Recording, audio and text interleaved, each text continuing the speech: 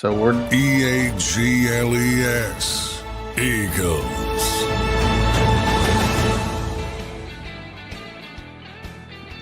Welcome in, everybody, to a Tuesday edition of Birds 365 here on JAKIB Sports. I'm your host, Zander Krause. That's my co-host, John McMullen. A quick turnaround and a short week here on Thanksgiving. I hope everybody has a great Thanksgiving weekend holiday. A little programming note, we'll have no shows on Thursday, and we will be back on Friday with the big game on Friday, a Black Friday game. Johnny Mac, how you doing on this Tuesday morning, my friend? Getting ready to turn that page, if you can turn that page. I'm not sure people can, but certainly the Eagles have to. So Dallas will be in the rearview mirror and move on to Chicago. Short week, Black Friday football. Not great, especially in a week where you get banged up and maybe Adoree Jackson can make it to Sunday, but certainly not Friday. Look at this week as a perfect example. Cam Jurgens, he got through. The Eagles upgraded him on Saturday, so that tells you if they were playing on Friday, he wouldn't have played. Right. You need a certain amount of time to get through that protocol, and that his concussion looked far more serious. So I don't think it would have mattered either way. But you get my point. So they're banged up. Not only Reed Blankenship, obviously Drew Makuba, perhaps lost for the season.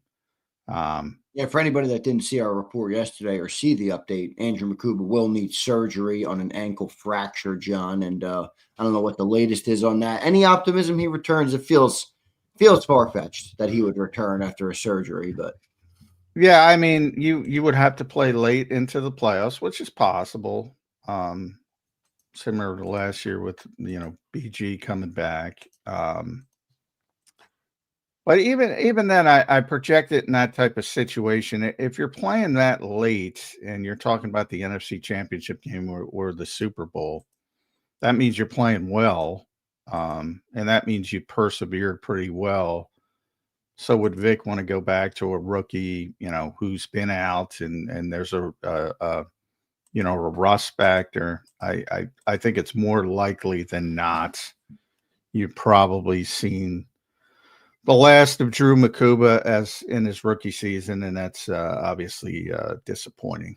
Yeah, they're getting the injuries are mounting up a little bit, Johnny Mac. We'll have John Stolnis on today, everybody. I want to thank everybody for being here this morning. Don't forget to hit that like button. Don't forget to drop your comments in the chat down below. Super chats will go to the top. We'll have Stolnis on in about 15 minutes, get his breakdown on what he thought, and then we will start to I'll get John's thoughts on a little bit of, if he had a rewatch or if he had any second thoughts on the game, and then we will dive into some other topics as well. Coaching will be a topic today as well. Oh, boy, here we go.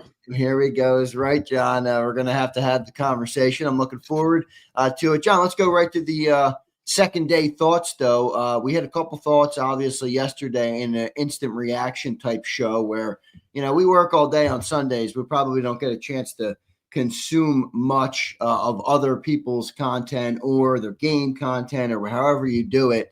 Now a day removed from it, John. Any second thoughts on the Eagles' loss to the Cowboys in Dallas? Yeah, well, just for the people that thought, Fred will be fine. Fred was not fine. Fred was bad. Did not have a good game. Cam Jurgens was not good. So I do think the offensive line was a big issue, a bigger issue than I thought first watch. I also thought, kind of to his own self, and I give Saquon a lot of credit for that self-criticism. I don't think he played well, even when you counter in that the offensive line certainly didn't play well. So that was number one on offense. And defensively, I probably gave them too much credit, especially the front. I do not think they played well at all, which is disappointing because that's got to be the strength of your team. I thought it was underwhelming games for your big three in the middle. all of them. Jalen Carter, Jordan Davis, Morrow, Joe Mont. Now Morrow got banged up a little bit, so maybe that explained it a little bit. Jalen Phillips was kind of just there. It was disappointing after his first two performances. But, you can't be lights out every week. And I thought probably the best defensive, and that's a positive, was Alex Hunt, who seems to be getting better and better, which is a positive development in the second half of the season. And Nolan Smith played a little bit more. He gave a little bit more juice, I would say. And then the secondary, probably the worst game of the year, which I do think, and we were talking before we got on the air, sometimes you gotta recognize the talent on the other side. And George Pickens is having a year that is just off the charts. And look, he's really good, and they couldn't deal with him. And they have some of the best cornerbacks in football, and they couldn't deal with him. So sometimes you got to tip your cap to the other team. But defensively, and I'm sure I'll talk to Vic later this afternoon, very late day at the NovaCare complex. But I'm sure he's not going to be happy. And just the amount of yards, the volume of yards. But, how many times did I say coming into that game, it's going to be different? It was still a lot, but you're right. It was different. I remember there was a couple moments there in the first half where, or at least before Dallas got on the board, that, the defense did let them go right down the field. Now that's, you're right. You got to tip your cap to the other side, and they're a good football team, a good offense, but it wasn't the best day for the defense. No. And Nakobe was kind of what I expected, splash, but not consistent. I don't think he had a good game as well. Just an underwhelming performance for what was trending in a very positive direction. And that's, part them and part opponent. But so that I thought it was a little bit better watching it live than it was watching it again. Yeah, me too. And, the offensive line, I think, was the issue in Dallas, and pretty significantly, to the point where it's like, why is Cam Jurgens playing? Especially after Brett Toth played pretty well in the two games he played. I mean, look, Cam's a better player, but he's not healthy. At some point you say, I know you want to give deference to good players, and I get that part of it. But, sometimes you got to say fair excuse, John? What do you mean? Just like that, he's not healthy, because he has not been better. He has not been good all year. Yeah, but that Dallas game was much worse than that was the worst game of the year. He was a 20 grade in pass blocking. I'm not sure if you saw that. That is just like I haven't looked at them yet, but I don't like to look at them until later, because I'd like to, I don't want to be bogged. Yeah, I don't want to. But yeah, it doesn't surprise me if it was that low. Yeah. It's yeah. I mean, he just had a rough day. Well, again, very good in defensive interior for them as well.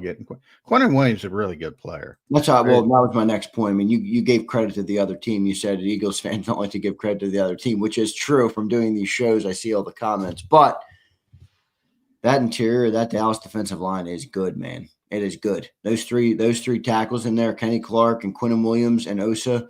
That's a good trio of tackles. Yeah, it is, and he's like, Kenny Clark's a good player. Osa's a good player. Quentin Williams is a great player. Great player. To the point you wonder what the hell the Jets are doing, but I digress. But the goal is to get players like him in the draft. So I never understand that, but there's a lot of things that factor into it. Players are unhappy in situations and all that kind of stuff. What did you think of the offense on the rewatch, John? I thought Jalen was fine for the most part, except for, that third and that 3rd and 2 sack. I think, that's a bad play in a big situation. But I think overall he played a pretty good game. Actually, I thought, like I said, I think the two biggest problems were Fred and Cam. Pretty significant, obvious problems. Saquon's just not playing well. I can't explain it. I can't explain it. I can't. I don't know what else to say, but I can't explain it. And that's one thing where obviously that was their crutch last season. I would say Landon is gotten better. Landon Dickerson has gotten better, but he's still not the same athletically, and with all the injuries that he's been dealing with. You see some of these pin and pulls they try to do, and he can't get out the way he used to. I think that's an issue. For the life of me, I don't know. I don't know. I gotta look at the snap counts. I don't know why Grant Calcaterra and not Cam Latu, Colin Granson play. I don't get it. Grant And was by out. the way, for all the talk, 7 touchdowns, Dallas Goedert's not playing well either. He's not the same player he once was. The NFL moves fast. Yeah. And I think people get by, because they 7 touchdowns. But overall, he's not playing nearly as well as when he would have 4 touchdowns. It's just circumstance of red zone, getting him involved, being more creative, believe it or not, in the red zone. He's not playing nearly as well.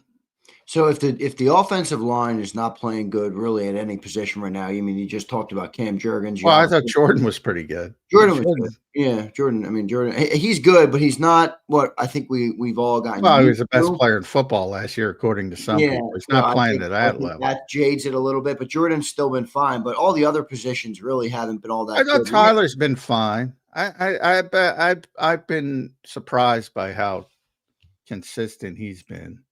But he's not like Mekhi Becton was a difference maker in the running game. Like he would pancake people. He's just this big physical guy. Tyler might be a better all-around player, but it doesn't bring the same presence as Mekhi Becton. But I've been pleasantly surprised with him. It's a short week, John. What's the confidence level then for this game on Friday? Because you hear about the offensive line not playing all that well. Defensive line didn't have their best game. Now, hopefully, they'll bounce back on Friday. But when you can't win the trenches, John, it's hard to win in the NFL. And I don't really think this offensive line is going to win in the trenches on Friday, especially in the offensive side. Well, again, we talked about Quinnen Williams. Quinnen Williams, in a lot of ways, wrecked that game. I think he had 7 or 8 hurries, constantly pressured, immediate pressure. Like, does Chicago have that player? No, they don't. Montez Sweat's having a good year right now for them, but he's not. He's not going to do that. And their tackles, I don't think, are all that good. They got Grady Jarrett, was good. But he's aging. He's probably 34. He's not nearly what he once was. Yeah. He's one of the strongest players in the NFL, but he's not. And that's guys. I think they got like Jervon Dexter, and they got there ain't no Quinnen Williams showing up this week, and there ain't no George Pickens showing up this week. Although Roma Dunze is very talented, and DJ Moore is very good, and they have Luther Burden as well. So they have plenty of talent at wide receiver, but they're not going to moss you like their offensive line's been playing good though, John. Yeah, they spent a lot of money on their offensive line, and they got a bunch of veterans. Thuney's just good. People say, "Well, the Eagles got him in the well." He's playing left tackle out of position. He's now back at guard. It's one of the best guards in football. Playing pretty well too, I think. Darnell Wright's playing pretty good after start to the season. Jonah Jackson's playing pretty well. Yeah. And then they got Ozzie Trapillo, I think his name is on the. That's probably the weak spot. Yeah. Rookie. Um, they've struggled at left tackle, so but the Eagles don't have that dominant weak side. That's pretty much where Jalix Hunt, who's been doing a good job, as I said, and Nolan Smith is playing more, and Nolan's playing out of position because Phillips is more comfortable as the left overhang player, and Nolan's more comfortable as the left overhang player, but you want to get them both on the field. You don't have that dominant weak side guy to take advantage of it. John, with the real quick, we got John Stolnis coming up here. Real quick, with the news yesterday of Andrew Makuba, what is your expectation level or your thought process on bringing in a safety from out of the organization? I know you got a couple guys on practice squad. You got Andre Sam. They brought back Marcus Epps, who went to IR, so I think he's got another week till he can come back. You're now Reed Blankenship. His status will be up in the air, I assume, on Friday. We'll see if we get an update on that pretty soon. Sidney Brown, injured Reed, and not much else, John. Michael Carter, I know, who they brought in, he's kind of a versatile player. What do you think they do at safety here? Well, I think to your question outside, I think that has more to do with Reed's injury. Like if Reed's a multi-week injury, you might have to entertain it. Yeah. If he's going to be back, he's probably not going to be back Friday, but if he's going to be back for the next game, I think you can persevere. So I think that depends on Reed. And then, you throw Sidney in the deep end and hopefully, one of the things I'm going to ask Vic today is like, if Reed doesn't play, like who's directing traffic in the back end? Because that's a big deal. Yeah, right. Michael Carter sort of picked Quinyon Mitchell on the big play to Pickens that won the game. Because he just got here. And so who's calling signals? Sidney? Michael Carter? Like that's a bigger thing than people realize in the back in the secondary and getting people aligned and, like I said, playing traffic cop. So to me that's more about Reed and how quickly he can get back. And I think as long as you have Reed there, you can persevere. But I know everybody wants Justin Simmons and well, I don't know if they want him or not. That's not even. I think it might be just a body thing, John. I mean, they're dropping like flies. Well, yeah, they have bodies. I mean, Andre Sam could be elevated from the practice squad. Michael Carter, again, they specifically got him because they think he could be Avonte Maddox and play safety. So that bodies isn't the issue. In theory, if you're bringing in a player like that, you're saying he's better than what we have.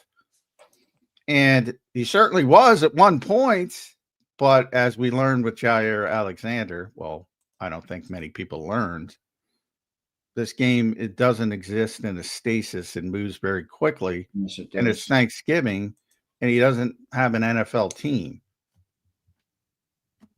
Not everybody has great safeties. Yeah, right.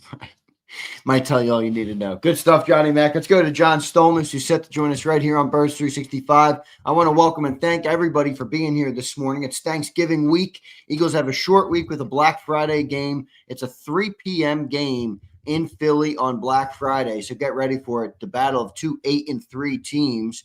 John said to me pre-show he thinks one 8-3 team is a whole lot better than the other 8-3 team. That would be the Eagles. But we will see. That Bears team is getting feisty, and they are winning some football games, winners of 4 straight. So we'll see how that one goes. Let's bring John Stolnis in right now here on Birds 365. You can follow him at John Stolnis. John, how you doing on this Tuesday morning off the heels of an epic collapse for the Eagles? Yeah, doing all right.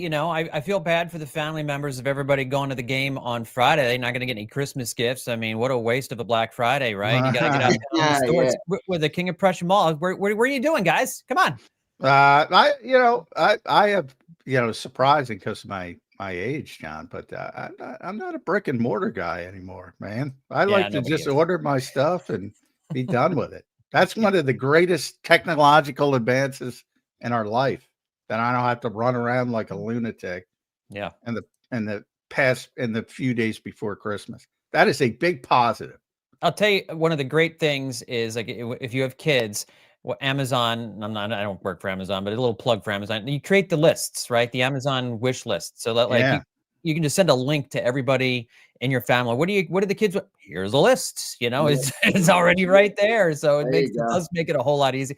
A little less magical, but a little bit easier. And by the way, there's a bad side to it. You walk around, not walk around, but you drive around to some of these towns and they're like ghost towns because nobody goes to Brigham. So that part, there's always a bad part to it as well. For sure. But for me personally, because I'm selfish, John, I'm just going to order online. But everybody else, I recommend support your brick and mortar stores because that's right. You don't do as I say, towns. Not as I do. Yes, right? Exactly. I'm a terrible person. I admit that. No, don't be like me. Now, many Eagles fans would say, John, don't be like the Philadelphia Eagles. So yes. All right. I don't want to ruin it. I don't want to poison the pool of your thought process. So just your immediate takeaways to the collapse in Dallas. I think, and I wrote about this for Bleeding Green Nation this week, I think the Eagles offense, and I am going to put this on the Eagles offense. I thought the defense played well enough. They got some big stops in that game. If the offense is even semi-competent, the Eagles win that game going away. That's a great offense. And really, to hold Dallas to 24 points, you really should win that game, especially all the stops that they got in big moments. I think the Eagles offense needs to have a coming to Jesus moment here. And they need to stop thinking that the run game of 2024 is going to reappear.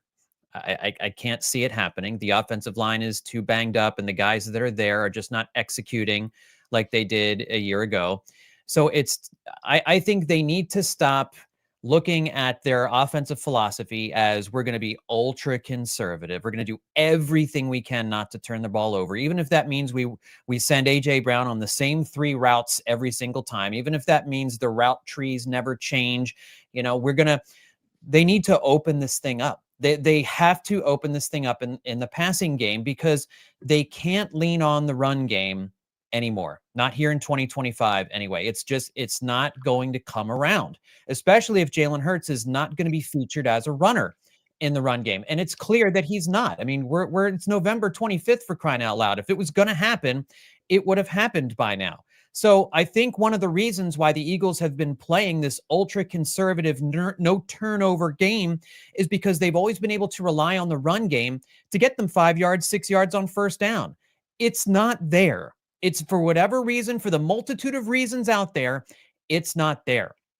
So I think they have to, I think if they want, and I imagine this might be one of the conversations that the coaching staff had with Jeffrey Lurie this week, who couldn't have been happy at how this offense has looked. This is a pass first guy. He's always wanted to be on the cutting edge of the NFL. And I'm sure having the success running the ball, Jeffrey Lurie will take it, but it's not the kind of offense he wants to have. I got to believe there was a conversation. I hope there was a conversation this week where somebody said, look, the ultra conservative run first style isn't working. It might not work at all this year. We've got to open it up because playing the ultra conservative obsession with no turnover style of play where Jalen is terrified to throw the football and put it into jeopardy, it's not working. It's just not working. And so we need to figure out, it's a new year. We need to do something different. And I think I don't see any other way forward for this offense. If they keep playing like it's 2024, they will not win the Super Bowl in 2025. All right. Can I play devil's advocate, John? I would love it. The point of ball security. So my question is, if Saquon doesn't put the ball on the ground, which he doesn't do, that was his first fumble this season, and Xavier Gipson doesn't revert back to the New York Jets, Xavier Gipson. Now, the Eagles, the defense persevered.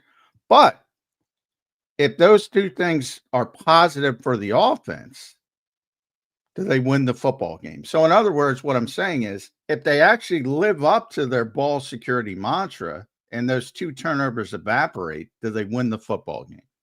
Yeah, they probably do, but I'm kind of looking at this from more than just a one game perspective because if you're going to play one possession games every single week, sometimes the ball's not going to bounce your way. So the way the Eagles are playing, they give themselves absolutely no margin for error. So that if for last year, I mean, we remember how often they were able to force fumbles and recover. That luck is not always going to go your way. Sometimes you're going to get the ball knocked out and the other team's going to recover. Like you go up 21-0 and then you just stop offensively. You're giving the opposition a chance to come back, which they did. And now you're in a tie game in the fourth quarter where, yes, a bounce one way or the other. If it doesn't go your way, now you're on the losing end of a game that you should have won by multiple touchdowns. And I come back to this statistic as I was doing some research for the BGN piece that I did. The percentage of drives in which the Eagles score this year is at 34.2%. That's 27th in the league. You want to hear the teams that are behind the Eagles there? Goodness, the only teams behind the Eagles, the only teams that have scored on a fewer percentage of their drives this year are the Jets, the Saints, the Titans, the Raiders, and the Browns. Those two teams have a combined record of 10 and 45. Those 5 teams may be picking with the first 5 picks in next April's draft. That's not the company you want to keep as an offense. So you're right. If Saquon doesn't fumble there, it's possible, maybe even likely, the Eagles squeak out a 3-point win in Dallas. But when you go up 21-0 and then you're forced to play that 1-score game where you're on the knife's edge for the whole last quarter of the football game, I don't think they're going to be able to run through the list of NFC contenders in the playoffs. Even though they've beaten them this year, I just feel like you're playing with fire there. How much of this is on the coaching staff? How much of it is on Kevin Patullo? How do you see it? I agree with you on the numbers, by the way. I mean, it's hard to dispute you on the numbers, but why is it this way? How did we get here, John, with all this talent on this team? I think it's mostly Sirianni. I think Sirianni dictates the style that this team wants to play. I think that he is instilling in them and drilling in them. We got to get the run game going. We got to run on first down. We're going to use these looks. We're going to do this. And I think Kevin Patullo is working from within inside that framework and within inside that structure. I also think Kevin Patullo is exceedingly slow at making in-game adjustments. He doesn't know what to do if the defense makes a change, like Dallas going to 5 defensive linemen. There's no plan B. And that, I think, is on Kevin Patullo. I put the vast majority of the blame for the way this offense is functioning on the coaching staff. I think Jalen Hurts, they've got him basically. I know Jalen has said the offense is going to look the way I want it to look, and I've seen that repeated, and for that, it makes it sound like it's Jalen's offense. But I also remember last year when Jalen was like, hey, they finally took the straitjacket off me. So there's been kind of like mixed messages in terms. There's comments that you can use to support. And so shockingly, they're not always telling the truth. Right. And that's the thing, is nobody's telling the truth from the podium, right? It's just the way, like on the 4th and 6 call a couple weeks ago when Nick Sirianni's taking responsibility for that, but Devontae Smith seems to think that it was Jalen Hurts and A.J. Brown because it was Jalen Hurts and A.J. Brown. Not going off script. They audibled when they shouldn't have audibled. So I don't But by the way, Jalen Hurts, who wants to take accountability for didn't take accountability for that. He never does. He didn't do it in Seattle when he did it. Yeah. And so don't hide behind your coach and not take responsibility for a play that you decided to call in that spot that didn't work and almost cost you the game. Like, if you're going to take credit for the good stuff, take credit for the stuff that doesn't work too. But I do think overall that Jalen Hurts is coming into, like, Jalen Hurts can't control the route trees that are being put on the field here. He can't control the routes being run, the fact that A.J. Brown doesn't run anything out of the slot anymore. He can't control the fact that there are no crossing patterns called. There's no rub routes. There's nothing being done to confuse the defense. I don't know if you guys saw Nick Foles doing this interview this week. I don't even know what podcast he was on. But just talking about, there's nothing the Eagles are doing with their game plan that puts the defense in a conflict in any way, shape, or form. They know what's coming. And so you're just forcing Devontae Smith and A.J. Brown and Dallas Goedert and Jalen Hurts to play Superman ball on every single play and on the run game. The formations dictate to the defense where the ball's going. They're asking the offensive linemen to do things they're not capable of doing this year. Mekhi Becton's not walking through that door. Lane Johnson's out. Jordan Mailata is just, I'm sorry, flat out struggling this year in certain aspects of the game. Cam Jurgens is clearly not well. They're just continuing to try and jam a square peg into a round hole, not making any adjustments. And I'm putting almost all of the onus on Nick Sirianni and Kevin Patullo. Yeah, when it comes to coaching, I think you brought up, I kind of look at it a different way from the standpoint, like, I think the biggest part of that game, and I was surprised, to be honest, was Landon's comments, and you brought up the 5-man front. Yeah. And my perception was after the game, because they all talked about it. Landon talked about it. Jalen talked about it. Jalen Hurts talked about it. Nick Sirianni talked about it. Now, the quarterbacks seemed to be aware of all the 5-man fronts they played, and the head coach seemed to be aware. But then you go to Monday, and Nick pretty much agreed with Landon and said, yeah, we probably should have prepped more for that. Because the presumption was, Landon's explanation was, well, they don't use it, and they didn't use it because they didn't have Quinnen Williams. The one game they had Quinnen Williams in Las Vegas, they used it all the time. Yeah. So I sit there and say, to me, and Nick admitted, yeah, we didn't prep them enough. So I look at Nick, I look at Kevin, I look at Jeff Stoutland, and I say, what are you doing?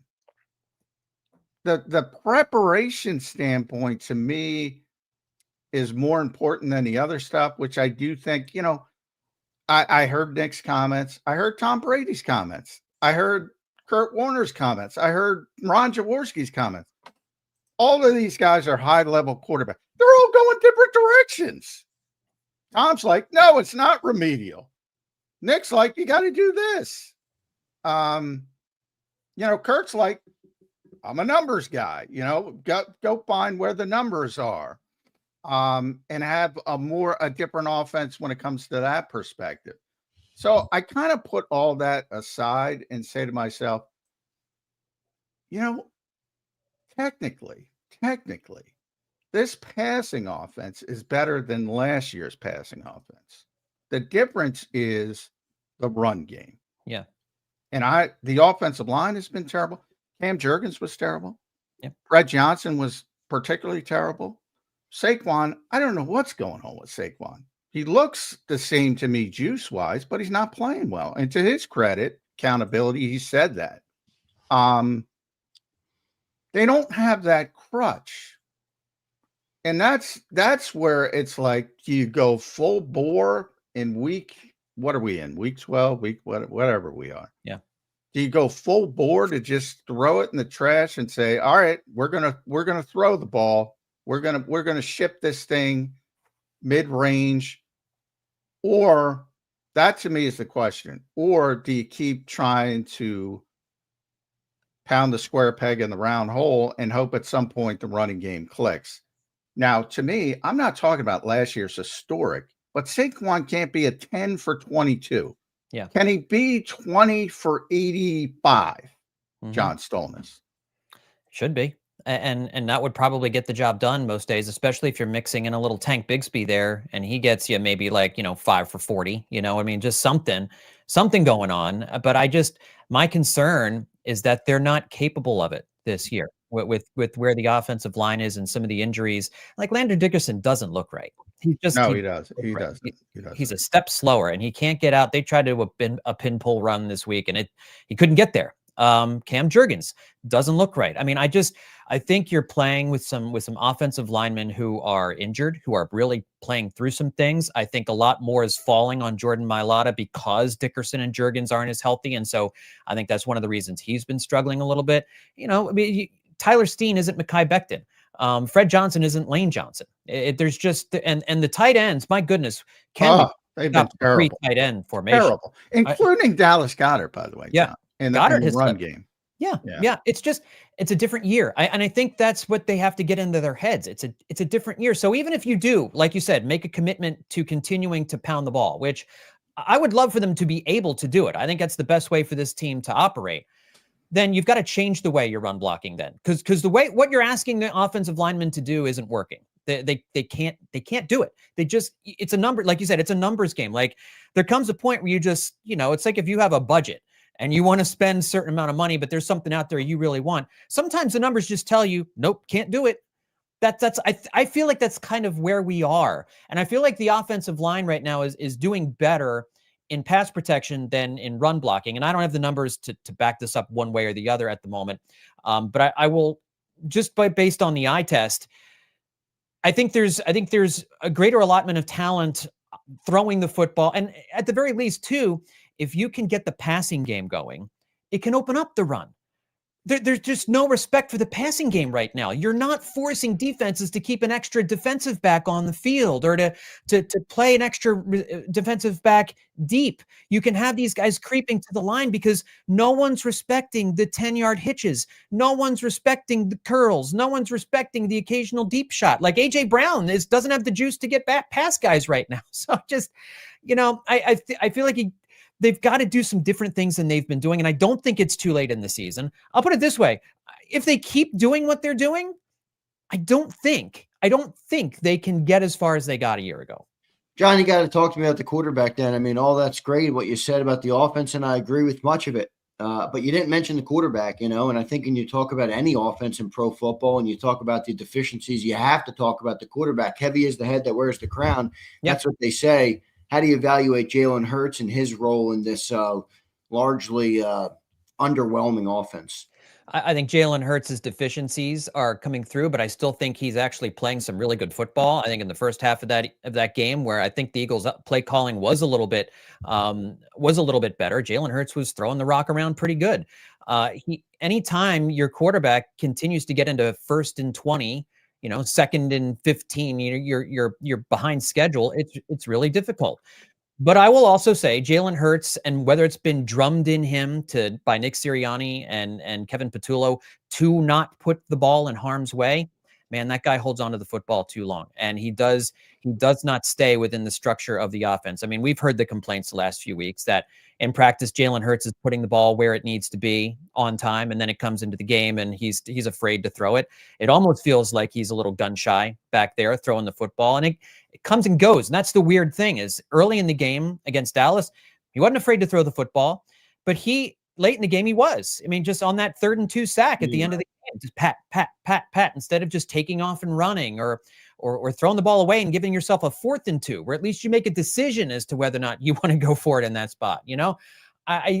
He is playing uneven football, but I think it does have to do with the philosophy of the coaching staff. Like, we're not going to turn the ball over. Don't do anything to turn the ball over. Well, how much of that philosophy do you think is because of the quarterback? I think is the bigger question. You know what I mean? We all complain about the philosophy, and I think there's like a deeper question there of like, why do they play this philosophy? Because like, if they had a different quarterback, would they play this philosophy? And that's not even trying to criticize Jalen. It's just a wonder of, is he the reason that they've gone to this? Because 23 was a bad turnover year. 24, first 4 games, 7 turnovers in 4 games. And then they did this and they won, and now they haven't switched off it. But they did that and won because Saquon Barkley ran for 2,000 yards. Right. And that's the thing. And that's my point, is like, that's not coming. It's gone. So you can't go into your shell there. And yes, maybe some of this is on Jalen Hurts. And he won this way last year. He thinks that just by sheer force of will, they're going to win the same way in 2025. And that's what I'm saying. The whole team, the whole offense has to have a coming to Jesus moment where they say, oh, just like they did after the bye last year, where they said, we're turning the ball over too much. We're going to do this. We're going to use this offensive line in this running game. And we're going to try to win that way. And it worked. In a similar way, they have to look at themselves and say, we've been trying to do it this way and we can't. So let's take the straitjacket off once again on Jalen Hurts, and let's just see what happens here. Because like I said, the offense is one of the 6 worst offenses in football. They're keeping company with the teams that will pick within the first 5 picks of the NFL draft. Like, it literally can't be any worse than it's been, because even playing the way they are, you are going to lose some fumbles, right? There is going to be a tipped ball at the line. It's going to result in an interception. So because you don't have the run game to eat up all that clock, to limit the other team's possessions, you're asking the defense to try and stop a team. You're giving the opposing offense 12 possessions a game. Like, you can't ask the defense to get 10 stops a game. Like, it's not reasonable and rational to do that. So I don't know. You're right. It's a mix between responsibility here, but to me, it's more on the coaching staff than on Jalen, because I think they've just told him, don't turn it over at all costs. All right, the Eagles are sitting at 8-3, number 2 seed going into Black Friday football. Nick got the question, not that it's a surprise, because that's what happens in Philadelphia. They lost the game. So he got the question, have you contemplated making a change at play caller? Obvious answer was no. Should he contemplate making a change? And more importantly, if you're going to make a change, what does that change look like? Yeah, I think they should contemplate it. Maybe not on this short week, because that would be difficult. But again, here's the thing that I don't understand. And John, maybe you can help me understand this, because you have all these different guys in the organization. I mean, in these offensive meetings, you have all these offensive coaches who are neck deep in the game plan, right? It's not just Nick Sirianni and Kevin Patullo putting this thing together. You have assistant coaches, passing game coordinators, running game coordinators who are all part of this process. I struggle to I know play calling is an art and all of that, and maybe Nick Sirianni should take it back and see, hey, just a different voice, maybe that fixes Pull a things. Dan Campbell, take it over. Who? Pull a Dan Campbell. Yeah, exactly. I mean, Dan Campbell did it for a Lions offense, in the middle of the season, and that I think has aside. And from they bring Eagles, Jahmyr Gibbs along. Yeah, that's right. But that's the thing. Like, can we use Saquon Barkley? Kind of like they use Jahmyr Gibbs. He's not Jahmyr Gibbs, but he's got similar wiggle. And yes, he's in a slump, but you're also not putting Saquon in space at all in this offense, which is did a pretty good job with the flat passes. That's all he did. Right. I thought that was the best receiving game Saquon had all season. But one of them came out of structure, right? Only because the original design didn't work. I think they had one pass to the flat that worked out well. And then that's the thing, is they abandon plays that work early in the game as well. They don't build off them. So and that is play calling. So I just wonder if I think the way to change up the play caller that causes the least disruption is if Nick Sirianni takes it over. And it's been a long time since 2021. Like, do we know that Nick Sirianni wouldn't be able to improve upon what he was doing? Well, the only thing I would say is he has consistently said he doesn't want to call plays. Sure. Now, he can change his mind yesterday, tomorrow. He might be forced to change his mind. Jeffrey might. Ultimately, this is a Jeffrey decision. He's not firing Kevin Patullo. So no. If Jeffrey wants him out, he's got to say, look, dude, he's got to go. Just similar to what he did with Brian Johnson. Right. It's not going to come from Nick Sirianni. Now, if you believe Nick, he doesn't want to call plays anymore because he thought he got too bogged down for the game management stuff. And then you have to start thinking about Scott Leffler or Jason Michael, or because they're not going. You hear all these things. Well, Brian Daboll, bring him in. That's what bad organizations do. You're not doing that. Yeah. Chip Kelly, wouldn't that be great for the storyline aspect of it? Bring Chip back as the offensive coordinator. But there's a reason why they got fired. 2-9 teams. They make bad decisions. If you're gonna, that's the part that I think everyone who, what's a fruit? I can't even call it low hanging, John. What's a fruit that grows on the ground? Strawberries. Yeah. That is so low to just go to, just change the offensive coordinator, the play caller, whatever it is, without the answer of where you go with it. And to me, there's no obvious answer except the one you gave, which is forcing Nick Sirianni to do something he doesn't want to do. Right. Does that sound like a plan for success? No. And again, I don't think that even for me, the issue with the offense is less the play calling, although I do think one of the big problems that they have is they do some things that work early in the game and then don't build off it and call it later in the game or call a variation on that play later in the game. There's no forethought before the game, like, hey, if we run this early in the game, then we can run this play in the third quarter. That's going to look like that play, but it's going to be different. You don't see much of that with this offense. But and so that it gets back to the design of the offense. I don't believe the design of the offense would maybe give any play caller a reasonable shot at calling a good game. It looks. I keep looking at this, especially the passing offense. It really looks like a preseason game plan where it's so vanilla, like where you don't want to give away any secrets. You don't want to give away anything that you're doing. So just to get the starters some work in a preseason game, you're just calling hooks and curls and the occasional slant and all that. That's what this offense looks like. It looks like a preseason offense. And I just don't know what play caller out there would be able to call a game with the limited things that the Eagles want to do in the name of ball protection. And so to me, it's the design. I want to see this team's design change in the run game and in the passing game. And that's on Jeff Stoutland too. We kind of don't talk about Jeff Stoutland because he's been amazing for the last decade, but as the run game coordinator, is he expecting his linemen to do things that they can't do anymore? I think it's design more than play calling. Yeah. John, are you confident if they did go pass happy that we would be good? I don't know if we're built. I know we have the receivers, it feels like, but I don't know. What do you think of that? Think we could be a pass happy team and be successful? I think, and so here's the thing, if they go pass happy, the design has to change. I think if they did that, if they incorporated some different things like rub routes, like, I don't know, maybe allowing AJ Brown to run a route that goes across the middle.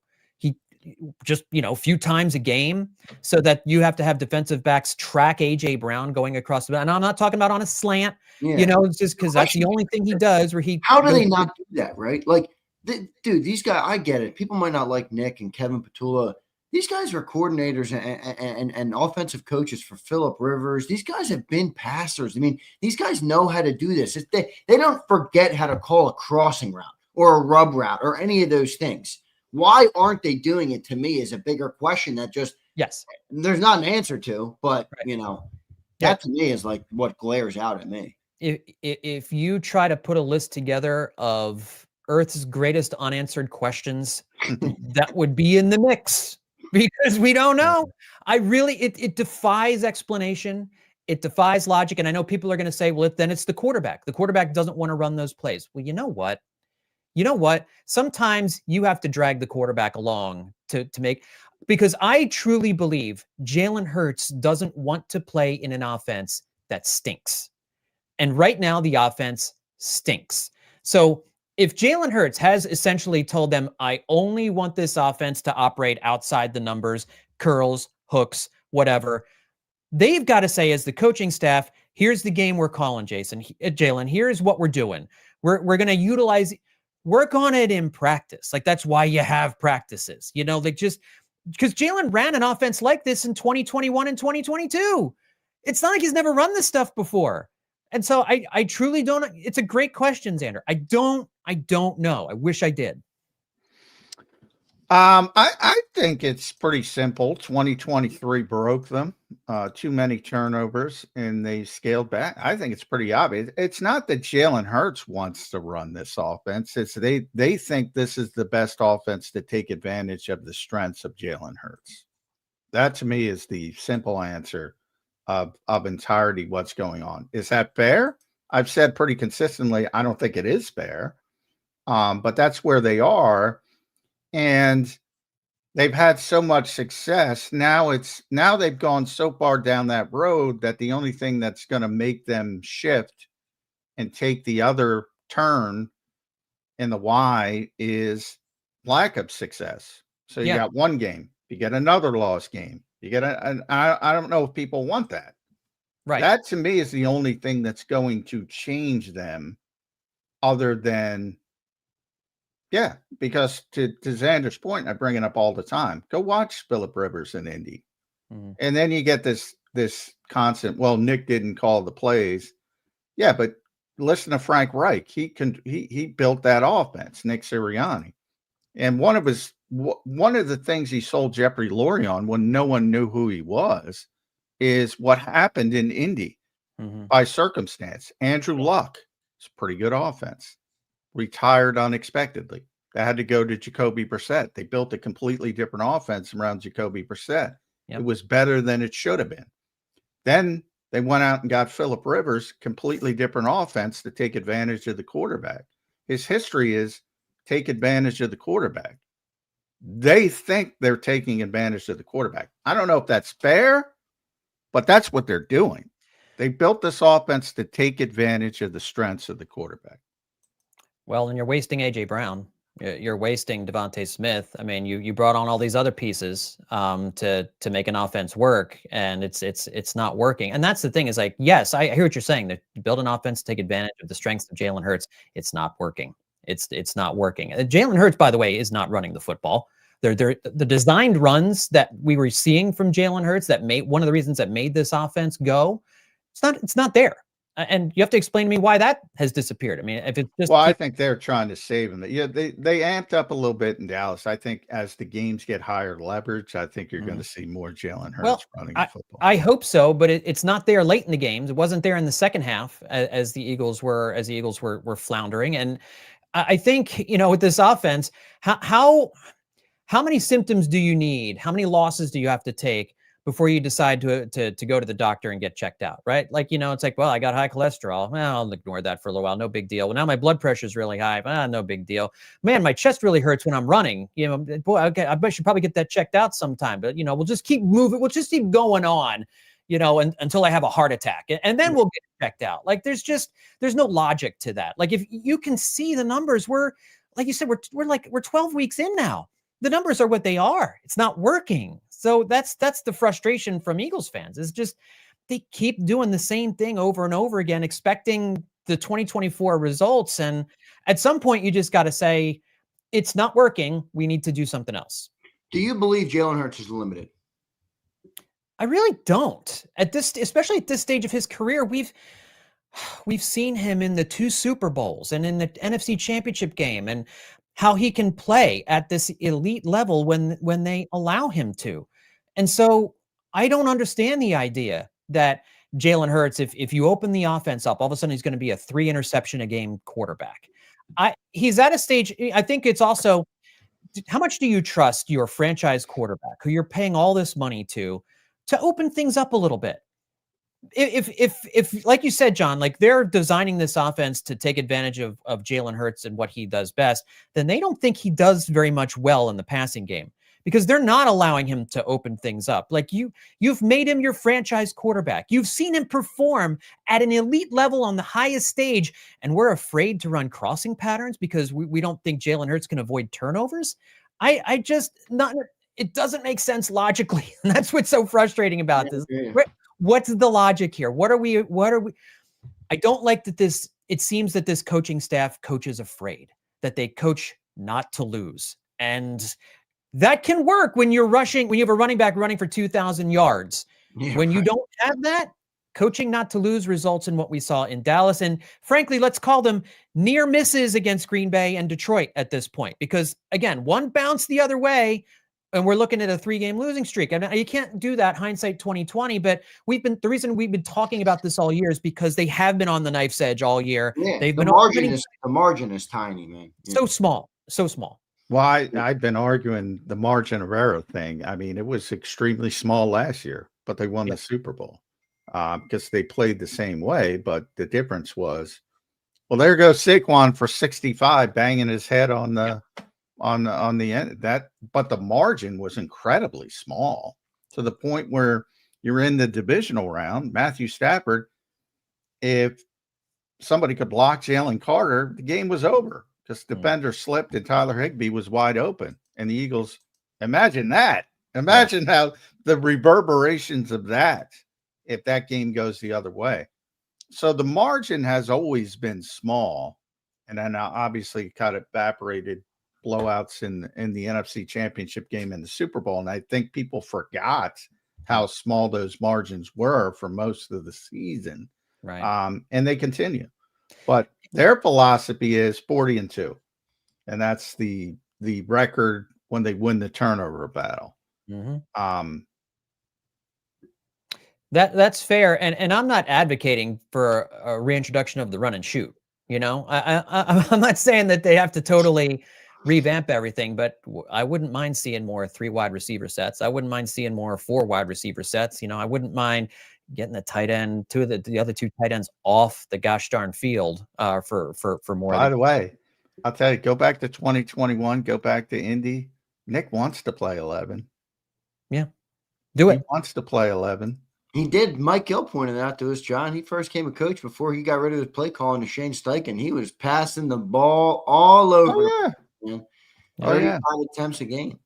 Yeah.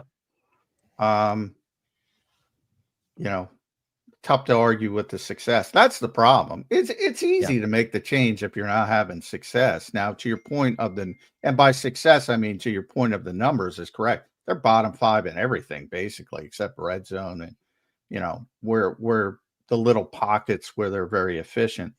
But overall, the only, and he constantly said, and he's right, he gets paid to win games, and nobody's done it at a higher level. So until that changes, I don't think the Eagles are changing. Well, and you're probably right. But that could very well mean no repeat, no trip to the Super Bowl. It could mean an early playoff exit. I don't think we're looking at a collapse like we saw in 2023. No. I just and again, when I say that I think they need to go when they need to open it up, I don't mean that they dramatically change the pass run ratio. I'm talking about different ways you're passing the ball. You know, changing up the scheme, doing different things, allowing the passing offense to look differently. I'm not even saying abandon the run game because I don't think that's wise either. But just changing the way they're doing these things to open up options in the passing game could help the running game. Make yourself more dangerous. The bottom line is they're not confusing defenses. They know what's coming, and it's not good enough. No doubt. John, I guess we were super negative. Any things you're excited about on the team? Anything you're optimistic about? Hit me with something that you feel good about. Well, 2025 Eagles. From a macro perspective, if they make some changes, this team is still wildly talented. Like they should still. They've beaten all the NFC contenders. If they beat the Bears, I mean, they'll have beaten every NFC contender except for the Seahawks. If they lose to the Bears, how much closer to 23 are we? Yeah, that's there's a scenario on Friday at the link where things get ugly. Yeah, and there's always a scenario. Well, not usually on a Friday, but it's always a scenario. I said Sunday, didn't it? Yeah. I don't think we're going to see that. I think the Eagles will win. I think it's going to look ugly. But I don't think the Bears are very good. They got a negative point differential this year. I'm with you. I just don't think they're that good. Yeah, but the defense. I still think the defense has a lot of playmakers. You guys are talking about the safety position. That scares me a little bit. Cornerback 2 scares me. But I think they'll be able to get pressure on Caleb Williams, force him into mistakes. The talent is there on this offense. Like they have the players. They really do have the players to be a better offense. They might not be a top 5, top 10 Detroit-like offense, but they have the ability to be an above-average offense. At John Stolnis. Make sure you follow John on the X platform. Read him at bleedinggreenNation.com. He just has come to Jesus moment column for the Eagles offense. Go check that out. Make sure some good tidbits in there about how ineffective the Eagles offense has been. Phillies, should we get any Phillies in? I got a lot of, I'll end it here. This is absurd to me. Like, I will acknowledge that Saquon Barkley, it's not even me. He acknowledged it. He's not playing well. I got a bunch of, you got to play Tank Bigsby, essentially bench Saquon Barkley. I compared it to the used to play. If Kyle Schwarber goes 0 for 20, you're going to bench him for Otto Kemp? Right. People are losing their minds, John. Talk them down off that. It's hard to think of football players having slumps, but that's what Barkley referred to it as, right? Yeah. I think athletically and physically, he's still, even if it's like 95% of the same guy he was a year ago, I think you still see the electricity. It's just he's missing some holes, and he'll be the first to tell you he's missing some cutbacks. And it's like in baseball, a player can be healthy. Kyle Schwarber can be very healthy and go through an 0 for 25 or a 1 for 30 where he's striking out a lot and then snap out of it. And so, that's if athletes are pretty similar across sports. Shooters can go into shooting slumps in basketball. Yeah. I mean, it happens. So no benching Saquon for Tank Bigsby. I would advise against it. They're not going to do that. John, thanks for joining in today, brother. I hope you have a fantastic Thanksgiving with you and your family and whoever you're celebrating with. We appreciate you giving us some time here on a Tuesday edition of Birds 365. Make sure you guys follow him at John Stolnis and go read his column on Bleeding Green Nation. It is a good one. I read it last night. John, thank you, man. We'll talk to you again soon. All right, brother? You bet. Thanks, guys. Happy Thanksgiving. Happy Thanks, Thanksgiving. buddy. Thanks, John. There's John Stolnis joining us right here on Birds 365. Great conversation there with John Stolnis. Always good to get his perspective. John, heavy on the coaching, man. I said we were going to have a conversation on coaching. He was heavy on the coaching. He does not think they're doing a good job at getting this team in the best position for how they're playing in 25. I think there is some, even if you don't think it's all on coaches, I think there's some fairness. Well, I like the way if and I've said pretty consistently, if you want to blame the coaches, and I used the 5-man front as an example, blame the preparation, blame that more than the low-hanging fruit, the strawberries of play calling, because yeah, I mean, look, you go back, I'll give you an example. All right. I was thinking about this last night. I've been saying this all the time. You know, how many times have I've been on this show saying you're judging play results, you're not judging play calls. Yeah, and that's not just Zander, that's me, that's Dan Silly, that's everybody. Whether they know it or not, they are judging play results, not play calls. And I go back and I tried to bring up that third, it was 2nd and 2. The second play of the third quarter, I believe, which was a brilliant play call that schemed Dallas Goedert wide open, that gained 20 yards. Now, the play results was a legal formation, you lose 5 yards. The play call, if it's executed correctly, is phenomenal. Right. So, does anybody get my point? Does that No, I know what I'm trying to say? Yes. But you're saying, well, that's stupid because they couldn't get so-and-so to line up a lead. Blame the preparation. Blame that they didn't enforce. Look, you got to be on your P's and Q's. Matt Pryor reports as eligible. You got to be on your P. You got to make sure he's not covered up. Phenomenal play call. Phenomenal. Yeah, schemed open, wide open, space, big play. You're bursting 10 at the Dallas 40. You're rolling. Backed up. Yep, it's fair enough. There's a lot of comment. I mean, I have thoughts on that when it comes to the coaching staff with all those penalties, but we'll get into that. Let's get these super chats done, and then we'll dive into it a little bit. Sean, what's up, buddy? Appreciate it, man. He says to get you hot on the field, can he move to safety? I assume you are being sarcastic there, my friend. I hope he's being sarcastic, but yeah, that's one of the things we haven't talked about. Jihad barely played. Yeah. Oh, did he? What was the snap count? Let me look. 11, I believe.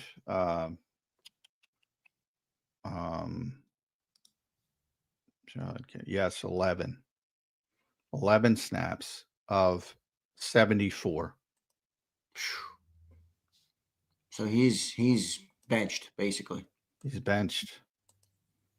You know what's interesting too is but I don't think Nakobe played that well, so maybe it shifts a little bit again. Speaking of Nakobe, though, you know what Vic is doing now, and I think he likes doing this with Jalix Hunt. You've talked about how Jalix looks better and is coming along. You know, when on that Nakobe Dean blitz where they got the sack on 3rd down in the first half, he dropped Jalix Hunt right into coverage there. It still only rushed 4, but he brought Nakobe. Nakobe just got there so quick and bulldozed somebody and got the sack. But I think Vic is going to like doing that because Jalix obviously has that ability to drop into coverage better than probably most of the other edge rushers. That was, it's funny you bring that up. I do think he's better than most. Yeah. I asked Vic that a couple weeks ago. Now, this is before Jalix kind of started playing better. And I asked him that exact question. I said, does his history, as a safety, make him better, make him more comfortable dropping in coverage? And Vic gave me one of those classic Vic answers because he doesn't bullshit. And he said, "You'd think so, but not really." But that was before. He's improved, and I think that's just experience. And he's getting better. You know, he's a very raw player coming in. He's getting better and better. You can see it in basically, you know, live action. You can see him getting better from game to game, play to play. And I think that's just experience. But early on, he didn't think that. But to me, I think when you get more used to it, that history will serve him well, and he will become more comfortable. But boy, all those guys look like fish out of water when they're dropping into coverage. No doubt. Not my favorite part of the defense, but yeah, you're just trying to fool the quarterback. Yeah, right. And it worked. It worked against Carson Wentz. Yeah, and it worked against Dak last week. I mean, it didn't work probably every time, but it worked on that, certainly on that third down early in the game where they had him backed up. I think it was 3rd and 6, and Kobe Dean got home, big sack. Here's Jack Dwight. What's up, Jack?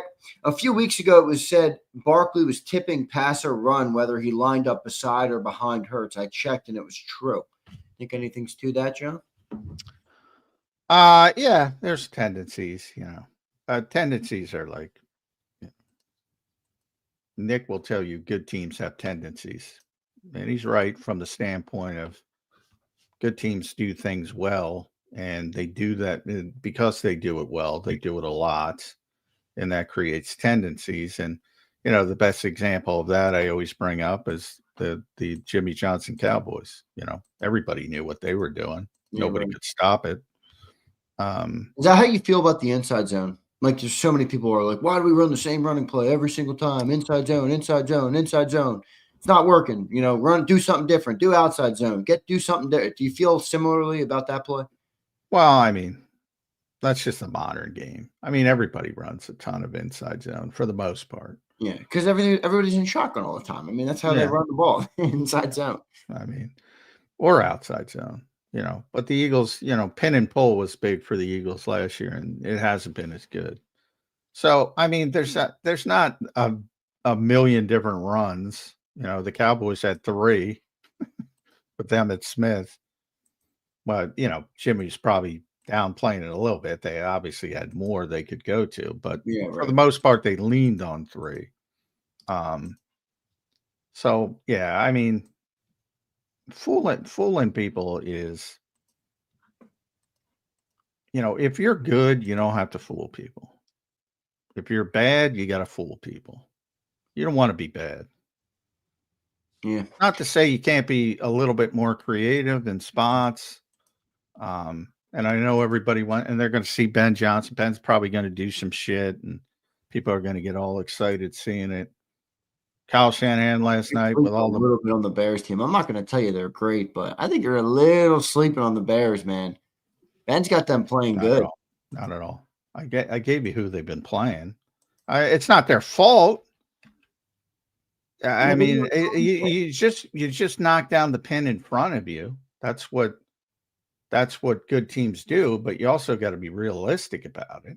Like if they think they're, but like the Eagles have beat the Rams, the Chiefs, the Bucks, all these teams, and like everybody tells me we got no problems because we beat good teams and lost to the Giants. And well, I don't think that's true. It's like they beat all bad teams. That doesn't mean I think they're not a good team.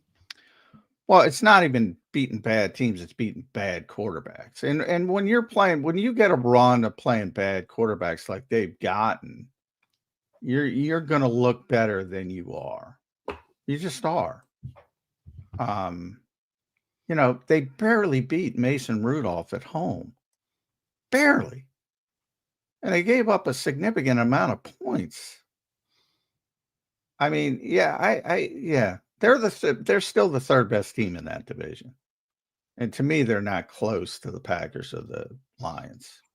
Yeah, they're just a sneaky team, John, and with an offense that doesn't work. They have 5 comeback wins this year, which again is I know what you'll probably say to that. That shows you that they're not that good. Yeah, which I agree with. But the best quarterback they faced in the last 6 games was Joe Flacco. Yeah, John. God bless Joe. I hear you. I just watched an offense that's didn't score a point for 41.5 minutes a game. I mean, my only point is the Bears could sneakily come back and win this game. I think we're the better team. I think we're gonna get ahead. I don't think they're on our level. But that's why I don't like you take, because I think in a lot of ways Quentin Williams wrecked that game. All right, who's their Quentin Williams? Montez Sweat? Is he going to wreck the game against Jordan Mailata? He might get loose a couple times. He's not going to wreck the game. Who's their Quentin Williams that's going to wreck the game? Who's their George Pickens that's going to wreck the game offensively? They don't have one.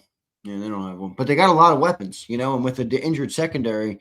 Well, the answer. They got the 2 running back set. They got like 4 freaking wide receivers that they've been drafting every year. The answer is actually Caleb Williams. Now, Caleb can pull some horseshoe out of his ass and beat you because he's so gifted.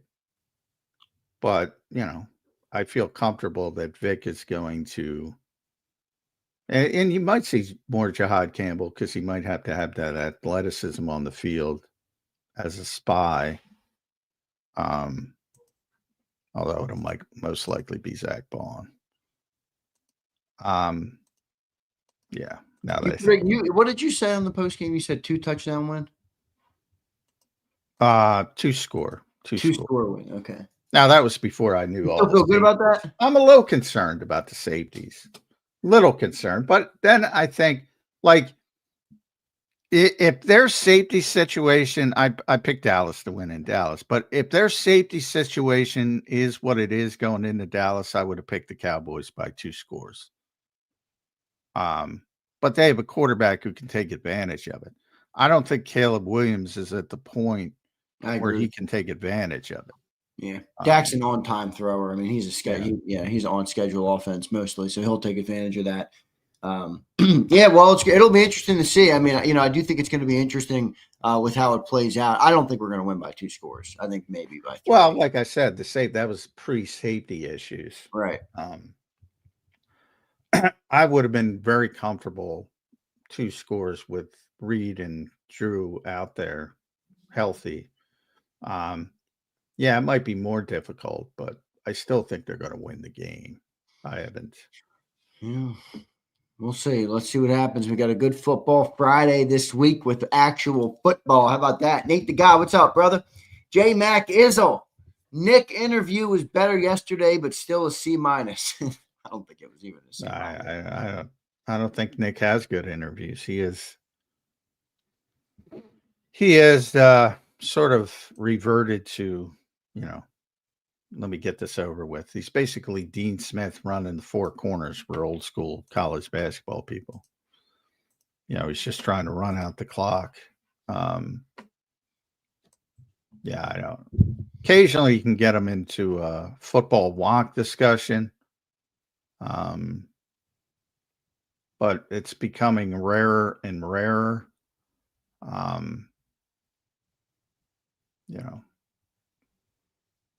I think you get more out of Vic and Kevin than you get out of Nick these days. Yeah. J-Mac, also, can you ask Vic about DeJean playing safety and Carter at nickel? Yeah, I'm sure that'll come up, but if nobody else, I'll go Cooper because Cooper can play anywhere, so they can play him at safety. They can play him, but they need him. And remember, you're not only down Drew, you might be down Reed. You're going to be down Adoree.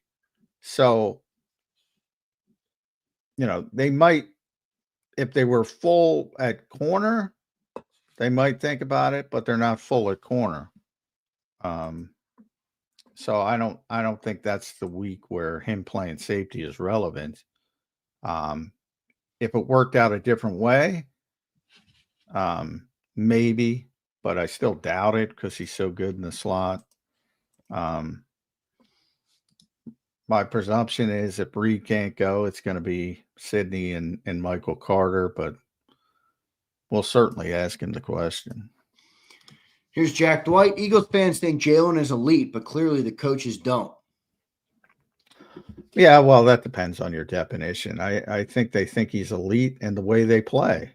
And I think to me, the dumbest conversations are, to use the guy that, at least to me, all Eagles fans seem obsessed with is Justin Herbert. Like Justin Herbert is a better fit for the way the Chargers play, and Jalen Hurts is a better fit for the way the Eagles played. If the Eagles got Justin Herbert, they would play differently. If the Chargers, because Harbaugh's a pretty good coach, if they got Jalen Hurts, they would play differently.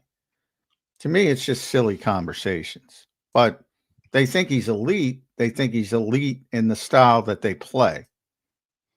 They don't think he's elite if you want him to throw for 350 yards every week.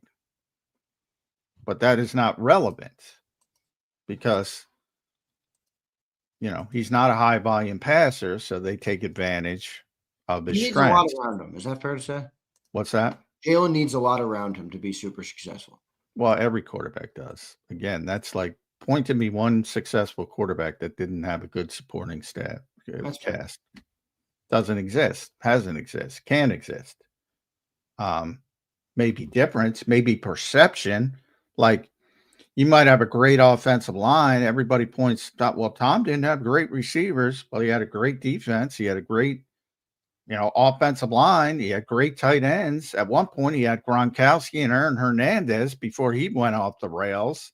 How good was that? No quarterback in the history of the game has won at a significant level without a good supporting cast. Fair enough. I think Jack's comment makes sense. They're not asking him to do it. So, but I think your answer was good.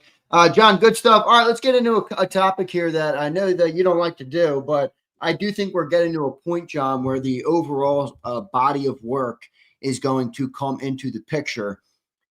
Based on the way the offense has performed this year, based on the rankings of the offense, are we at a point where even if you don't even think it's on Kevin Petullo, maybe you don't, all right? Some people out there do, obviously. He's going to get fired after 1 year. Does it feel like that to you? That's up to Jeffrey. He's not going to get fired if they leave it up to Nick. So, that Jeffrey's history is if they don't reach the level he expects them to, that he's going to scapegoat somebody. I personally think that the scapegoat this year will be AJ before. But again, that's all dependent on what Jeffrey wants. Simple. Why do you think it's going to be AJ? Just because of all the drama this year and stuff? I just think they're tired of the drama. And by the way, it's not fair. I'm not saying it's fair. Because for the most part, I agree with most of what AJ said. I don't agree about the way he does it at times or has done it at times, but I agree with the messaging. But I just think they're tired of it. So they're gonna get rid of the messenger instead of trying to fix the problem. Well, they're trying to fix the problem. You heard John Stolnis. We are literally grouped with teams like the Jets and the Titans when it comes to offensive success. We suck on offense. Well, yes, volume-wise, all their numbers are bad because of the style they play. Large part of the style. They can't run the ball either. Remember, they weren't that great last year, but they had the run. They don't have the running game. The running game and their name. But by the way, their passing numbers were bottom 5 everything last year. Yeah, right. But they had the crutch. I mean, they had the running game crutch. And clearly that's the issue. And clearly that's the issue. The assumption they're not trying to fix things is ludicrous to me. It really is. They're trying to fix things every week. Now, the fact that they aren't successful or haven't been successful. The interesting part about this team, and it's weird, they're incredibly efficient when they get in the red zone. They're incredibly efficient when they get moving and they get that first down or 2 first downs. Then it's almost a fait accompli. They're going to score. And then they're atrociously unproductive. Like, you rarely see that, where it's such a high efficiency and then drops down to such a low efficiency. And the consistency part of it last week, the penalties played a big part. The run game, as you just talked about, has been non-existent and doesn't seem to be getting better. But the idea they're not trying to fix it, that's all they do is try to fix it. What does that mean for them? Because they don't want to change their philosophy clearly, and they're not going. It's week 13 now. You can't at this stage. Not, I think people, to be blunt, I think people asking them to change their philosophy at this point of the NFL calendar is clearly not understanding what NFL football is. I mean, that's disaster level. That's 2-9 level. You don't do that when you're 8-3. Yeah. In fact, that was Nick Sirianni's biggest mistake, and he knows it now. Moving from Sean Desai, not that Sean was doing a good job, moving from Sean Desai to Matt Patricia was an abject disaster. And Matt Patricia is a good football coach. But you can't change defensive philosophies that late in the season, even more so with offense. You can't. That's an off-season issue. And maybe they should. And those are relevant conversations to have in the off-season. Going into Black Friday football, that anybody can talk about whatever they want. They can have an opinion. They can do whatever they want. That's not even possible at the NFL level to wake up one day. By the way, when you're 8-3, you're not 2-9, but it's not even possible if you wanted to do it. I mean, I would argue strongly you don't have enough prep time with the players throughout the off season to do some of the things they used to do. And you want them to change philosophies in, game number 12? Yes, they're not going to do that, John. They're not going to do that.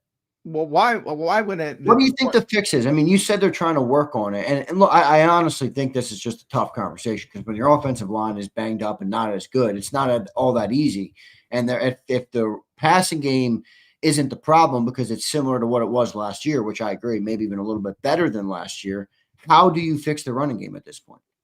Simply just hope it executes better? Well, there were positive signs, I think, with Landon before last week, and then you saw some of the athletic limitations. I personally, I would not be playing Cam Jurgens. I would, but now that you've pulled that lever, it's like you're not going to bench him. I'm not advocating bench him, but I just don't think he's healthy.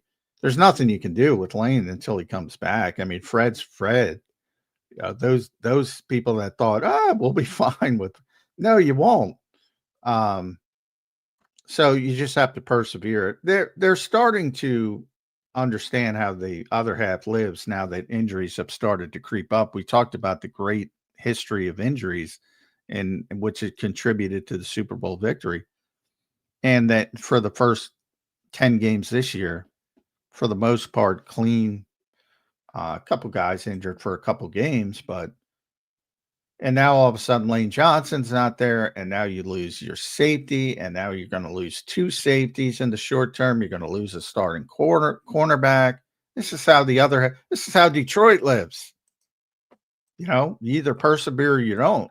It's probably going to be ugly to get to the finish line in games. And that's what they'll lean. I guarantee you that I asked John that question. They'll be like, well, if we live up to our standard of ball security, we would have won that football game. And they're probably right. So that's sort of what they're going to lean on internally and try to fix the issues. Now, you can't run Saquon Barkley 10 times for 22 yards. You've got to get to at least an acceptable level And I'm not talking about 200-yard games or 70-yard runs. I'm talking about 20 for 80, an acceptable level. Yeah. 4 Um, yards a carry. I mean, not that's it. Consistently, too. I mean, 10 yeah. for 22. I still can't get over that number when you have a 21-point lead. But again, that was a lot of that was Quinnen Williams wrecking the game on Yeah, second man. watch. I mean, he was I watched always in the backfield. And even on the plays that Saquon got positive yards, he had to move around Quinnen Williams to get there. Yeah, he had a big game. And like I said, sometimes you have to tip your cap to the other team. I know He's a people game don't record, do it. John. I said that when they traded for him. I knew that was a good trade. That guy can play. Well, everybody knows he can play, but I mean, he's stuck in with the Jets, but he's an all-pro player. Now, when we talk about game wreckers, that doesn't mean they wreck every game, but there's the potential there. And he was in the backfield all afternoon. You don't have to worry about that this week. They don't have a player. Osa had a good game too. Yeah, they all had a good game, but to me, it's similar to like you saw Jalen Phillips, in the first two games, and everything sort of fit together. Well, that's what happened with the Cowboys. Everything kind of fit together. Doesn't mean it's going to be that good every week.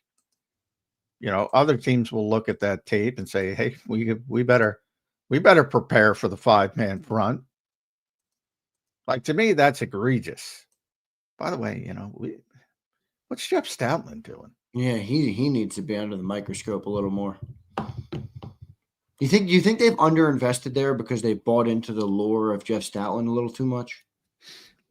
No, look at what Lane is Lane, Jordan's Jordan, Cam, Landon. I'm talking about the reserve guys.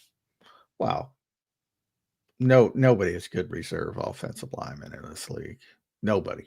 Yeah, most teams don't even have good starters. Fred's a really good backup offensive lineman. He's a really good backup offensive lineman. Yeah. Brett Toth is a really good judge. Well, so how can you blame Jeff then? Not prepping him for 5-man fronts. That's what Landon said, and Nick confirmed it. And did you hear his walk back yesterday? I don't think it made it much better. Yeah, yeah. Again, they have limited time, especially this time of year, especially on this week. You talk about limited time. They got to walk through today, a small practice Wednesday, and then you're on the field Friday. But, that's a normal week. It was actually a short week for Dallas because they played on Monday night. That's part of the problem with the NFL now is you don't have a lot of time. But, when you're not prepping for what they roll out there because they played a certain way 10 games before they got Quinnen Williams, that's a bad look. Which is basically what Landon said in his walk back. Yeah, exactly. I don't think he made it sound any better. Yeah, well, is it simply just the players aren't as good this year? Because this is what I don't like. We can criticize Stoutland, but if you're going to give him credit for last year, how can you just say it's all him this year? It's obviously a difference in players. It's always players. I say that all the time. It's always players. If you look at offensively, I said the only player playing better than they played last year is Jalen Hurts. You think the only offensive player? Well, now Devontae as well. I'll take that back. Two offensive players. You think Jalen's better this year than he was last year? Oh yeah, significantly.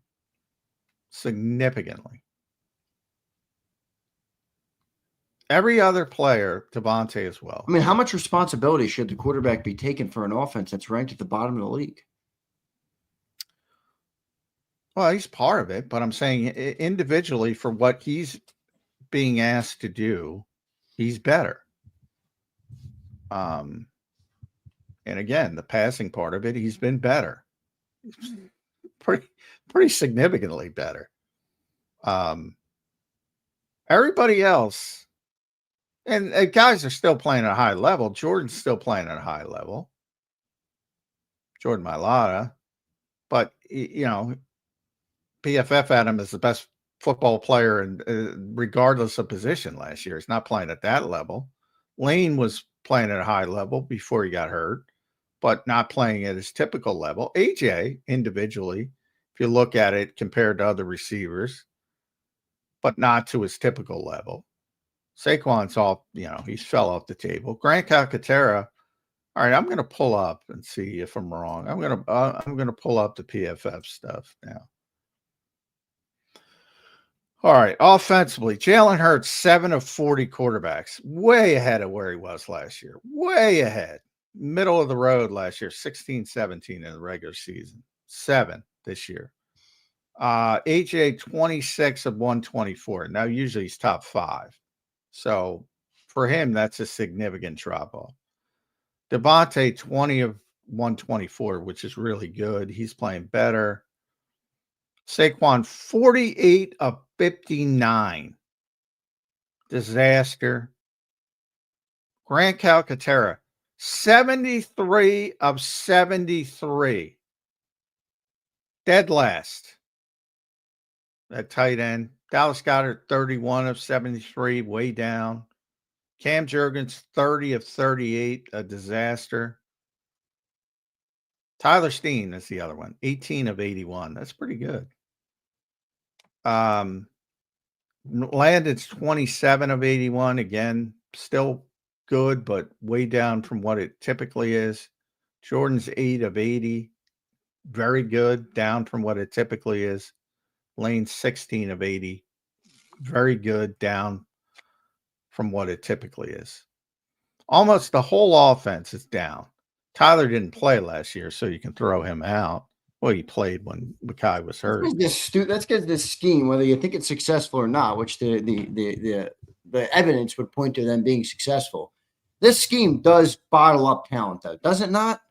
Offensive line, leave them aside. But AJ, Goddard, I mean, they don't have an offense that accentuates players. Well, it's not a high volume passing offense, so yes, it bottles the receivers. Yes, no doubt about it.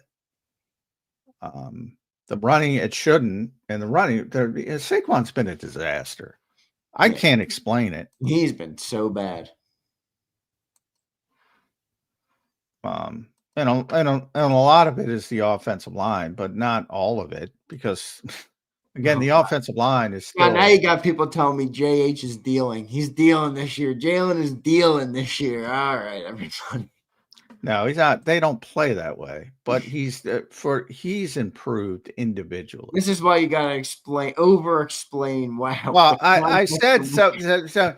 But it blows people's minds when I said 2024 was his worst season from an individual standpoint, and people lost their minds, because I believe that 2021 was really his first season he's not a rookie, but his first season as a starter. You could argue he was better in 2024 than 2021, but I argue he's better in 2021 because he was asked to do more. And to me, it was more impressive, but you can argue it. But in 2022, by far his best year, by far. In 2023, because people get blinded by the collapse, which was way more defensively, he was much better than he was in 2024 from an individual standpoint. And then this year, he's been much better than he was last year. Isn't there a hybrid like that we can look for where they can try and pull out 23 Hurts with a little less turnovers? Well, I think so. That's why I said it was unfair, but they seem to not think so. So now though, it's become self-fulfilling because now he's much more cautious. So that's what happens when you preach and you drive it into someone's head. He's become too cautious, in my opinion. Do you think Stolnis had a point about at some point you got to look at the body of work in the running game and just think you got to play differently? I'm not asking for a total philosophical change, but Don't you agree? It's like, dude, when you're John, you're up 21, you end with 22, right? Like that is unheard of. Well, it's tough. That is a tough conversation. It's always tough in sports because sports ultimately, no matter how great you are, the descent comes at some point, and it's really difficult at the beginning. I don't know if we're at the beginning of the descent. We might be. I say that because of the touches and the history. We might be at the beginning of the descent of Saquon Barkley. That is really tough to, because you want to always default to Saquon Barkley. That's why I kind of chuckle when people say you should play Tank Bigsby. I'm like, what about like 5 carries for Tank? I don't think we're asking to bench Saquon completely. Maybe a couple more here and there. Sure, but you know, Kenny Gainwell level, sure. Up touches. But it's really difficult when you hit that with a great player and they start to descend, and it's like, well, he'll figure it out. He'll figure it out. He'll figure it out. And sometimes they don't figure it out. That is a really difficult conversation because right now he looks like one of the worst running backs in the NFL. Yeah, he does. I mean, he's not. At least I think he's not. How much do you put on the O-line? Well, some certainly, again, individually. I mean, they were a disaster in Dallas. You just the numbers. They're not way down. You know, Jordan and Lane are still playing at a high level. When Lane's out there, he's not out there. Landon's still an above average NFL guard. So is Tyler Steen. And Cam has played pretty poorly. So I think it's better than people perceived than it was in Dallas because you had Fred instead of Lane. For most of the season, it's been better than it was last week. You think Nick Sirianni's having a good year, John? Well, he's 8-3 in the NFL. It can't be described as a bad year. Their expectations are so high. Anytime they lose a game, it's a catastrophe. They went down to Dallas for a team averaging 34 points a game and 400 plus yards a game, and has won 22 of 23 against NFC East teams, and they lost by 3 points on a field goal as time expired. I mean, that's not a catastrophic loss. It is in Philadelphia. And it looks worse because you had the 21-0 lead. The collapse was worse than the loss. But I think from their perspective, again, the coaches will always tell you, and this is every coach, not just the Eagles, and every regime, the film is never as bad as you think it is, never as good as you think it is when you play poorly or when you play well. And I think that's the case when you look at that game from the Eagles' perspective. And that's why I bring up, look, I get it. You know, Dan did it to me on the show. You run down the drive chart and they say they did this in the second half. I get it. I get that's what people do. I get that's all that matters. But if you look at the individual, why did the drives derail? And I brought up the most notable example. Isn't 14? I know you're going to bring up the penalties. Isn't that on coaching? Lack of focus. If you want to blame the preparation, yeah, feel free. I think that's legitimate. Okay. Same as the 5-man fronts. When I mean, you got to do a better job. I think that's what people miss is they're worried about things that they shouldn't be worried about and missing things that they should be worried about. Like, I think the preparation part of it is much, much bigger. Like that to me, of everything that came out of that game, the most troubling thing to me was the Landon Dickerson comments. That's the most troubling thing to me coming out of that game. Yeah, which is why they had him in damage control mode. The PR staff was not happy about those comments. And he was telling the truth in the moment. So North Korea Eagles, they're not happy with Landon Dickerson. but I think if you look at each individual drive, it's, at times they were moving the football and shot themselves in the foot.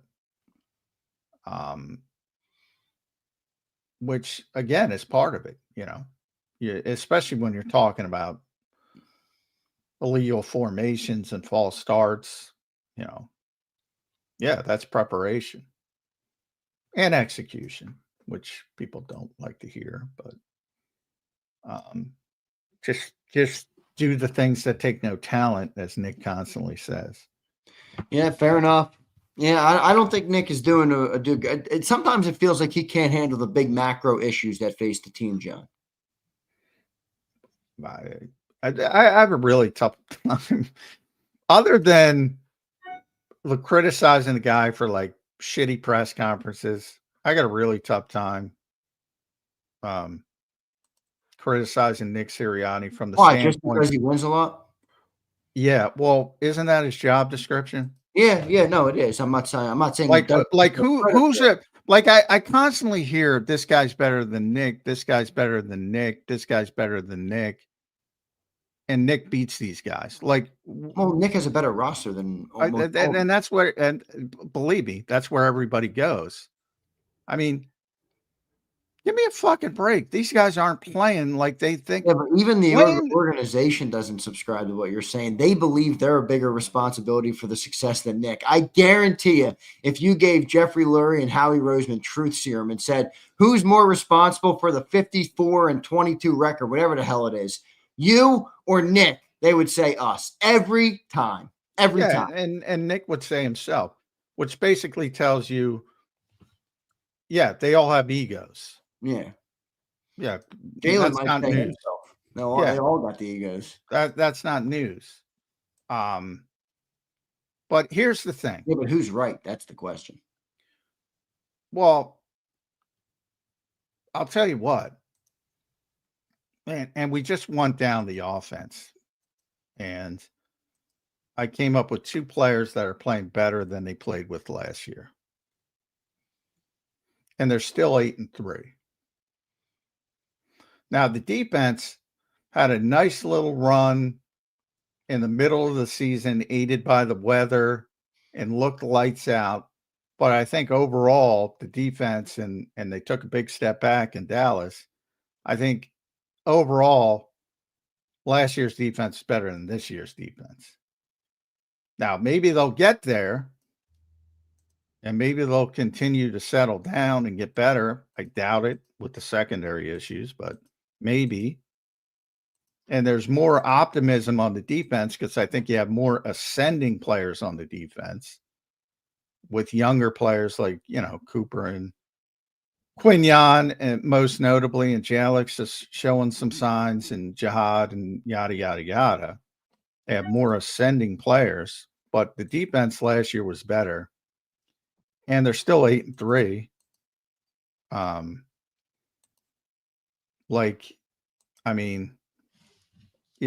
you can go to Andy Reid, you can go to Bill Belichick, and I use them because they're obviously the 2 best coaches of this generation. And they also have shelf lives where you can see the up and down. And you'll see that if Nick sticks around, you'll see the same thing, because it is players first, and it is talent level first. And if you don't have players, you're going to have shitty years. And it happens to everybody if they're lucky enough to coach that long. But it's similar to Jalen Hurts when we talk about the winning with Jalen Hurts. And some people want to say, well, he's not a high volume thrower, but he wins, and yada, yada, yada. And wins are not a quarterback stat, which I generally subscribe to. But I also say until the outlier. Like when you win so much, it means something. And when you lose so much, it means something. When you're on those extremes. You have to look at the context of the wins. I don't disagree with what you're saying, but I mean, the most successful season was obviously last season, where they went 14-3.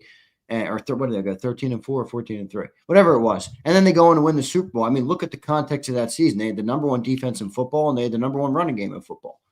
I mean, if you want to give Jalen Hurts all the credit for that, by all means, I'm sure plenty of people here will do it. I don't think that makes a lot. I just said he had his worst season as a starter. And I'm not saying you. I'm saying the general consensus, though, is that Jalen deserves a lot of credit for 14. But he's also there is something to the point. I also say he is a winning player. Yeah, he is. He knows how to win. You know, and that doesn't mean you win every week, as obvious. You know, right. He loses occasionally. Again, compared to most people. You know, we have a pretty significant sample size in the Super Bowl era, which this will be Super Bowl 60. So 60 years. One guy has won more than Nick Sirianni, John Madden, at a higher rate. You think Nick Sirianni's a John Madden level coach?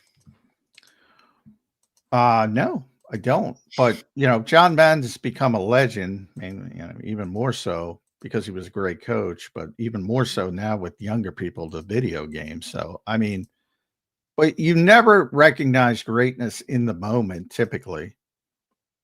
I do know, and I've made the Phil Jackson comparison. Look, he manages people. This is a fucking shit show. This is a fucking shit show in Philadelphia. And by that, I mean, there's some bullshit going around this team at all times. At all times. Yeah. Because of the passion of this fan base. And people take advantage of the passion of this fan base by saying some stupid shit. To the point, do you think in most NFL seasons, you're in most NFL cities, when you're 8-3, they're talking about firing coordinators? This is a shit show. An absolute, the only circus tent, I said this to John Machota leading up to the Cowboys, bigger than Philadelphia, is Dallas. And that's because of Jerry Jones. This city is nuts. Nuts. I hear what you're saying. It's a tough team to coach. There's no doubt. There's no doubt about it. And if you think some Tom, Dick, and Harry is going to come in and handle this situation, good freaking luck. It is an absolute, and clip this and put it on YouTube. This city is a shit show around this team all the time. They win at the highest level, and it's constant. The quarterback can't do this. The offensive coordinator's a moron. The coach is, I mean, just think about that on the base logic level. Yeah, these guys are so bad and so awful at their job, and these other superstars can't win. And then you want to boil it down. Well, our players are so much better than everybody else's players in the NFL. Like the best two players on the. It's such a shit show. Why are they hiring first-year coordinators with a $250 million offense? That's setting yourself up for failure. The best two players on the field in Dallas on Sunday were Quinnen Williams on defense and George Pickens on offense, and neither of them were on the Philadelphia Eagles. Neither of them. I think this is true, too. Gary says the shit show stems from trying to over-control narratives. I agree 100%. They're in love with controlling every narrative. I don't know. They don't try to control me.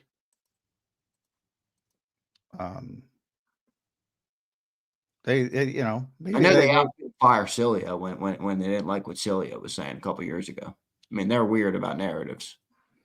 Well, I'll say this. I mean, they literally said we're going to report him for anti-Semitism because he criticized Howie. That's what I was told by Bob Lamb. I mean, think about that for a second.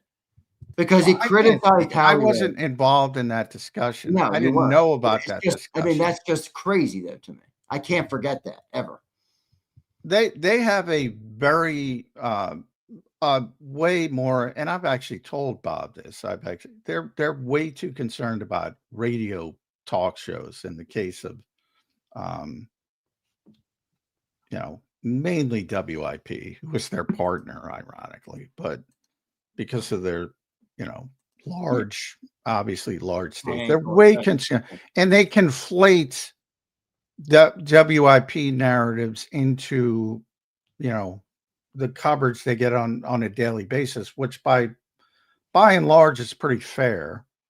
And I'm talking about the beat guys. Most of them are pretty fair, I would say.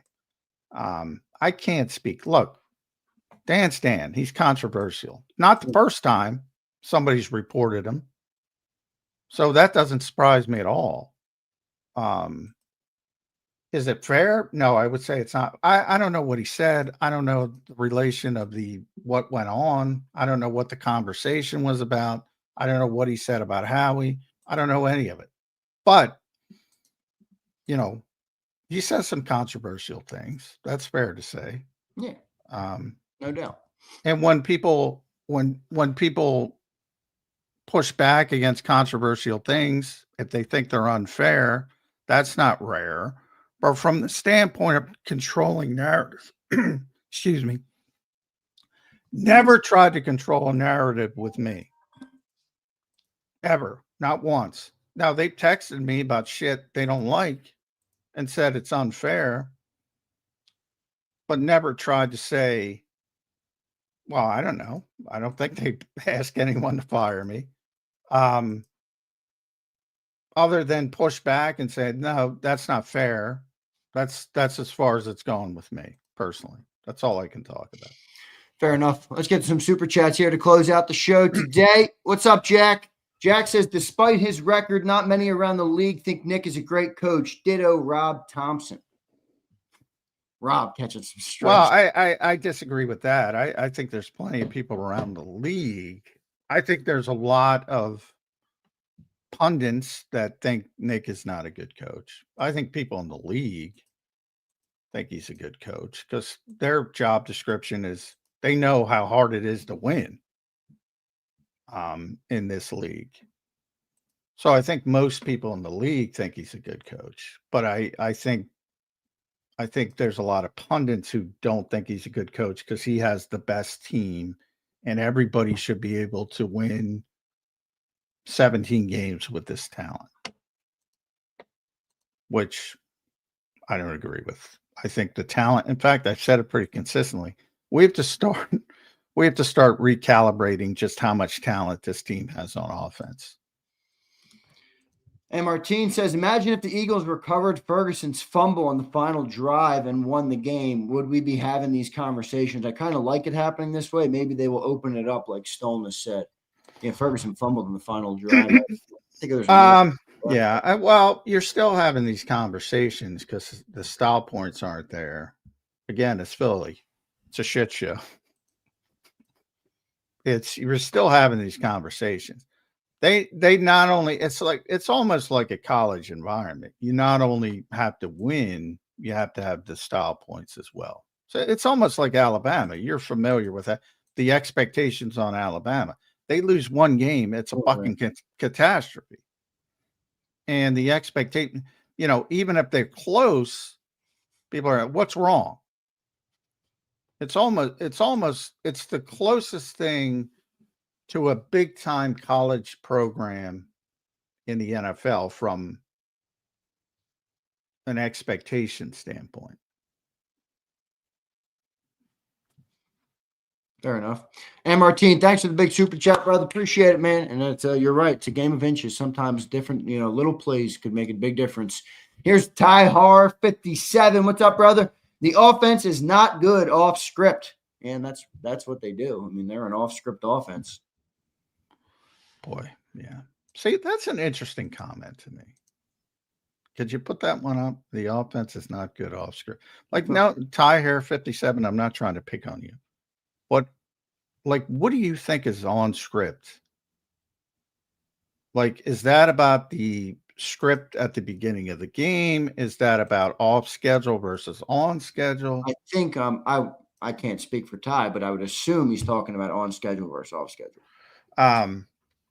When you have a quarterback who can do off schedule stuff, that's awesome, because then you can, and you've seen it so many times over the years. However, it's difficult for a coaching staff because you don't practice off schedule offense. As far as scripting, because everybody's obsessed with the scripting, which ironically, they're better at the start of games last year than this year than last year. And then moving off the script, if that's what he means. Like I say it all the time. And this is from Doug Peterson. This is not from Nick Sirianni. And I say that it's important because Doug Peterson and Andy Reid and everybody in the Andy Reid tree are very scripted at the beginning of games. Very scripted. And even Doug will admit, your first third down, you're off script. So it's one of the most overrated things in the NFL. The only way you stay on script is if you're first down successful, second down, you never get the third down. Then you run your first 15 plays or whatever it is. The Eagles, because of the current Eagles, because of their veteran ability on offense, and they have so many guys who've been there for a long time, think they can toggle pretty quickly from their starters, as they call them. They call them starter plays.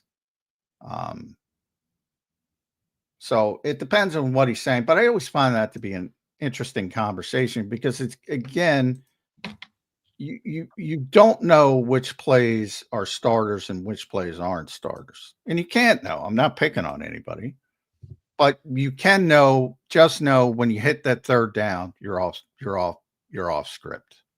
Yeah, I feel like he meant off schedule, but I mean, I don't know. I can't speak for him. I mean, I think he's talking about the ball coming out on time, which you say a lot. Yeah, the ball definitely. Jalen has become hyper cautious, and I think they've beaten that into him, to be honest. Yeah, which I don't think is a good thing. No, me neither. All right, John, what's the agenda for the day for the Birds? Vic's going to talk about 2:05. They have a walkthrough practice, and then the locker room opens at 6:20. And we'll start the sideshow for the week. We'll pitch the circus tent and we'll get it going for the week. No, good. 6:20. Holy mackerel, my friend. John, good show, my friend. Thanksgiving week, so we will be off on Thursday. No shows Thursday. I might do a stream for everybody, just a Thanksgiving Thursday stream for everybody. But no show, Birds 365 on Thursday. And then we'll be back Friday with the big game on Football Friday in Philly, Black Friday, 3 p.m.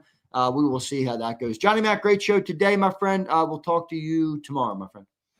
All right. Thanks all. All right, later. There's Johnny Mac. John McMullen joining us right here on Birds 365. Great show today. A lot of good commentary. John Stolnis had some good takes on the coaching staff.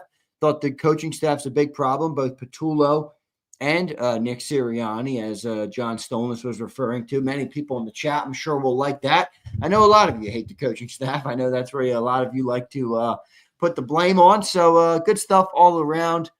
Today we had some differing perspectives, which is always a good thing to have, in my opinion. So good stuff. We'll talk about some stuff here on Zander Time. I'll make sure I got all my super chats here today. Kyle, what's up, Kyle? Zander, I've been watching the tape. Only receiver next year's draft that could replace AJ is the kid from Louisville. Is that the Bell kid? Is that who you're talking about? And Chris Bell's his name? Is that right?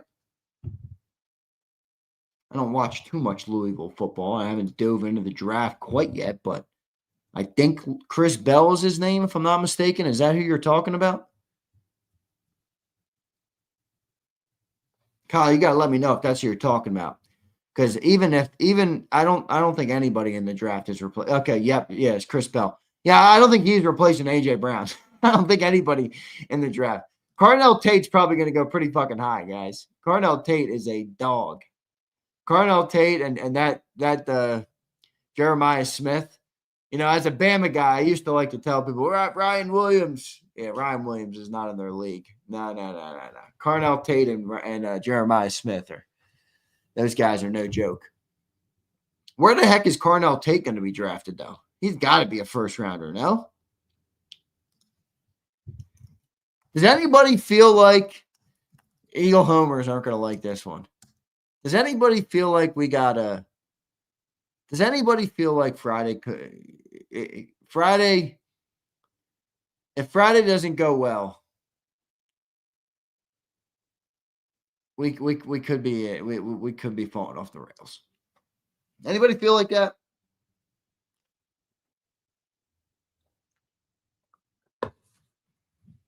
Does anybody feel like Friday, if it doesn't go well for us, could not be good?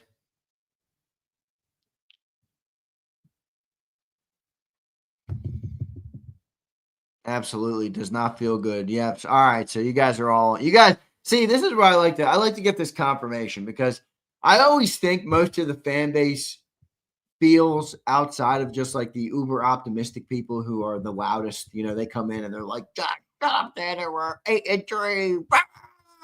Shut up. I'm like, I don't think anybody really feels that way. I think this team all sees that we got problems. I did a rewatch yesterday. Now, I didn't want to get too much into this today. We will turn the page to the Bears, and we'll talk about them. We don't have a Thursday show, so it's going to be a little different this week, obviously. I'll probably do some streams on Thanksgiving just because, I don't know, I like to work. I like to get content up. I like to do shit, man. I don't like to take days off. It's one of my least favorite things to do. I literally sit there and itch. I'm like a fiend. I'm like a workaholic fiend. If I'm not working, I'm like itching my arm and shit, dude. So that's the story of my life right there. But I did a rewatch. I had a couple takeaways on the rewatch. All right. Okafor, I have no control over whether the Eagles win or lose, dude. I don't know what the hell you're talking about. He says we willed this loss. Okafor, I got zero control. Did anybody do a rewatch of the game? Did anybody check out the All-22 or the condensed game, or did anybody do a rewatch? Curious to hear what your guys' perspectives are, if there are any who did a rewatch. You always see different stuff when you watch it twice, all right? I actually watched it 3 times. I watched it yesterday between the shows, but I was busy, so I wasn't as locked in. And then last night, I'm like, let me rewatch it. It was like 11 o'clock. I'm about to go up. I'm like, let me rewatch it. So I went up, or I rewatched it before I went up. Couple things stood out to me. Defense, number one, they were worse than I thought. I know they held them to 24. I think they deserve credit for that. Not trying to say they're problem number one. I'm just saying I felt like while watching it that the defense had a decent game. They did not. They had the interception in the end zone, which was clutch. The other drive that they got bailed out on basically was they were driving again when Kevontae Turpin had the fumble. There was a lot of moments in that game that the defense really bent. Now, they didn't break, but they really bent. All right. No Limit says, I rewatched the game. I overreacted on the play call, and the penalties put us in terrible situations. 100%. The penalties were brutal. That stood out on the rewatch as well. I don't generally like to torture myself, so no, I didn't rewatch it. What's that called? People who like to torture themselves? What is that, like a masochist or something? Is that what that is? Is that what that is? No, that's the goofy sex thing. What's the torturing yourself? What's it called when you torture yourself?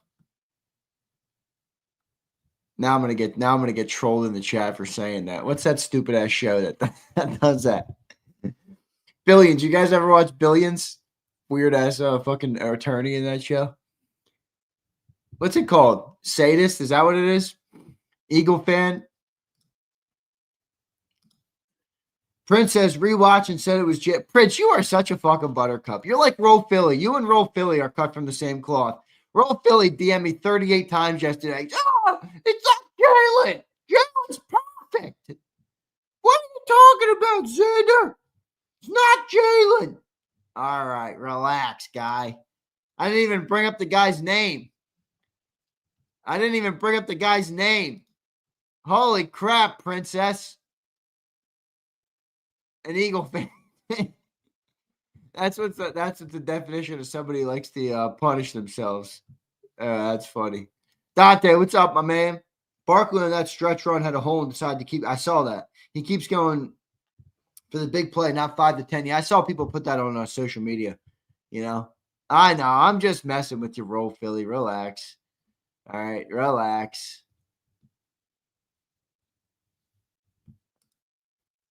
Here's Rachel. Let's see what Rachel's got to say. I'm telling you, play calls are taking too long to come in. Yeah, I talked about that yesterday. The operation of this team is brutal. Set quick enough, which is causing offensive penalties and gives an advantage to the defense. Big problem. I agree with that completely, top to bottom. Making big problems on the offense and setting the defense up. All right.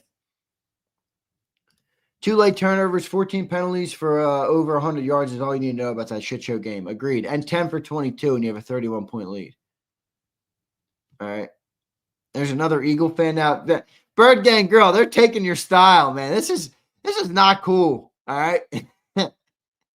Roll Philly, I had to go check. Yeah, I know, Roll Philly. You're waiting. You're constantly waiting, Roll. Now look at all your public posts.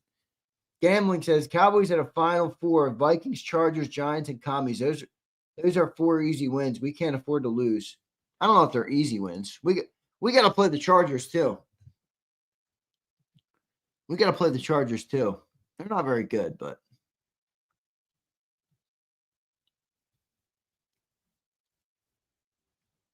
I thought you were talking. Yeah, they're all taking your name. I think you got to go back to Bird Gang Girl. That's a better name. And I'll make you the official Bird Gang Girl. All the other Bird Gangs are not the same as Bird Gang Girl. Bird Gang Girl is more specific. Eagles fan says Sirianni not even considering demoting Patul. What, dude? Eagle fan, we're 8-3, and they're in the middle of in week 13. What do you think they're honestly going to demote the play caller?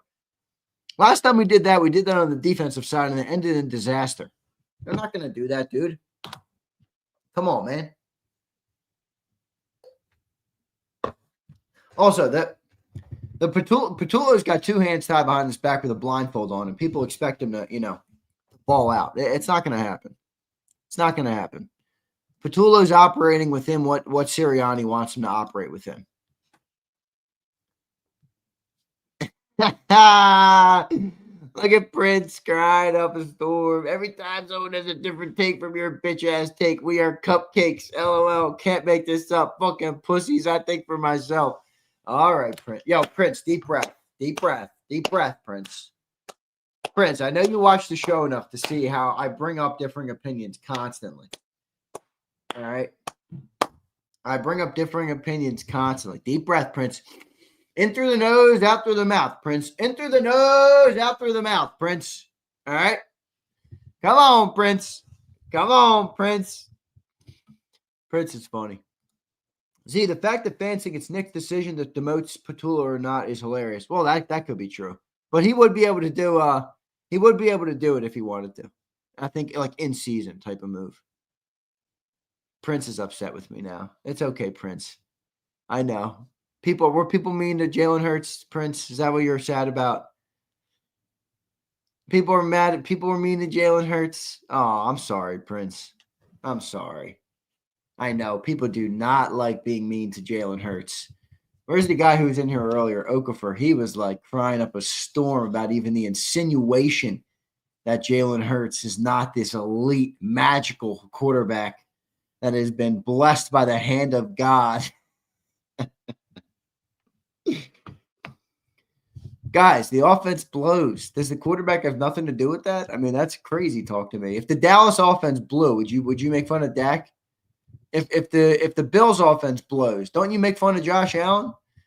If the Ravens offense stinks, don't you make fun of Lamar? I mean, come on. Come on. Can't just take Jalen out of the conversation. Zay, you think if we didn't get a penalty that killed our first drive in the second half and didn't have those 2 fumbles in the fourth, we'd be giving KP props instead of killing them? You don't hear me kill KP very much. I don't think it's all on Patullo, brother. I don't. I think it's the setup of the team. I think it's the scheme of the team. I think it's the philosophy of the team, and I think it's the quarterback. I think it's a lot more of all those things than I do think it's Kevin Patullo. He's like a point guard who can't go left and he can't shoot the 3. Yeah, he's limited, and it is what it is. That's part of our team. That's part of the team. Yeah, I don't think Petula has any control. I didn't say that. Prince, I didn't say you said shit. Relax, dude. Relax, Prince. Prince, you say you what did you just say? I can have real conversation. All right, Prince, so give me some real conversation. Quit bitching in the chat. Oh my God, I didn't say that. All right, Prince, Mr. Real Conversation. Give me some real conversation outside of a dumbass comment. Roll Philly says, Z, I agree with you. Some of this is on Hurts, but how many QBs get the excuse? That's fair. Look, no quarterback's going to have a good consistent games without a run game. I think that's the most fair comment about criticism of Jalen at this point, is that it's going to be hard to look great all the time when you literally cannot run the football. Now, there are other lines of thinking where the defenses are playing us differently because they know that running game and all those different things, and 8 guys in the box, they know it. But I think there is context there. I think that's a fair comment. I think it's a fair comment. All right. E-Train says, Hurts is a very good player, but I think we try and make him thank you. He's not an elite pocket passer, and these coaches aren't using him to his strengths. Thank you. Thank you. It's not that hard to see, but people do not like people don't like to have those conversations. Here's Curtis. I don't know. I've been trying to tell Prince nobody is saying it's all Jalen, but he hears a Jalen criticism and assumes you're saying it's all his fault. Yeah, he's very sensitive about Jalen Hurts. Prince is very sensitive about Jalen Hurts. That's okay. He can be sensitive. He's entitled to that. Big Mike says, Xander, do you think if Petula would call plays from the booth, that would get a different view of what he's calling? No, I don't think that has anything to do with it. Underdog says, Jalen is the reason we don't have a running game. Underdog, elaborate. I think I know what you're saying, but elaborate. Gambling says, Jalen threw for 280, 283, 289, and 3 losses this year. Kind of alarming to me. Yeah, he's not a high-volume passer. We're not a good team when he's a high-volume passer. Waddington says, imagine handing Petula an offense with a 2,000-yard rusher and finding out he's going to rush for 850 yards. I kind of feel bad for Petula. It's actually a good point, Waddington. I appreciate that perspective. I do. I appreciate that perspective. I'm ready for this game Friday more than Thanksgiving. Yeah, you and me both, bro. You and me both. I'm excited for the game Friday. All right. Get Prince. Curtis, please save Prince. He's off the deep end today. He's not in a good mood. All right, Prince. I'll leave you alone.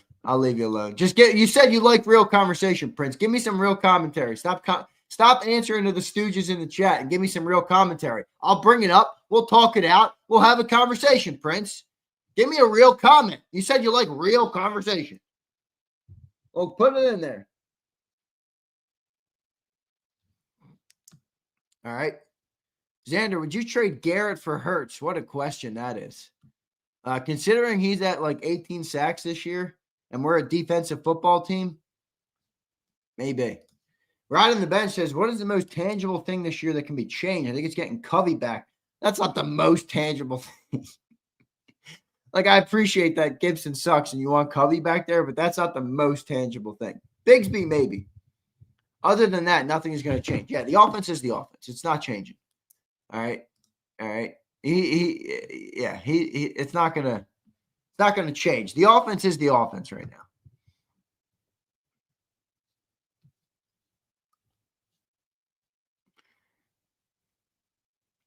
Would I trade 8? Why would you get rid of the best receiver we've ever had because we don't have a high-volume passing game? It's not A.J. Brown's fault that we don't have a high-volume passing game. That's a false narrative and should be nipped in the bud immediately. It's not A.J. Brown's fault that we don't have a high-volume passing game. If you think a receiver is going to play his best football or continue to get better year after year when you're not asking him to be a receiver, you're asking him to block more than any other receiver, yeah, you're not going to get great results from A.J. Brown. So if you're saying, well, I guess the conversation then would become, if this is our style of offense, do we even need to have a receiver like A.J. Brown? That is more of a fair comment to make, which maybe you're insinuating. I don't want to speak for you, Gambling Baby. I like your name, the Gambling, or that's Gambling Baby. E-Train says, Z, in my experience, wide receivers know very little about the O-line. That's why QBs and tight ends are usually better play callers than wide receivers. KP and Nick are wideouts. This team needs a guy who knows both O-line and passing. Fair enough.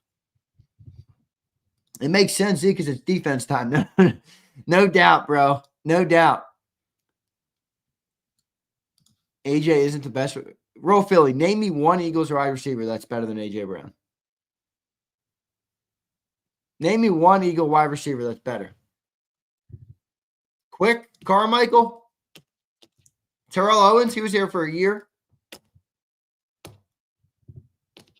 Multiple All-Pros. 4,000 passing yards in 3 seasons.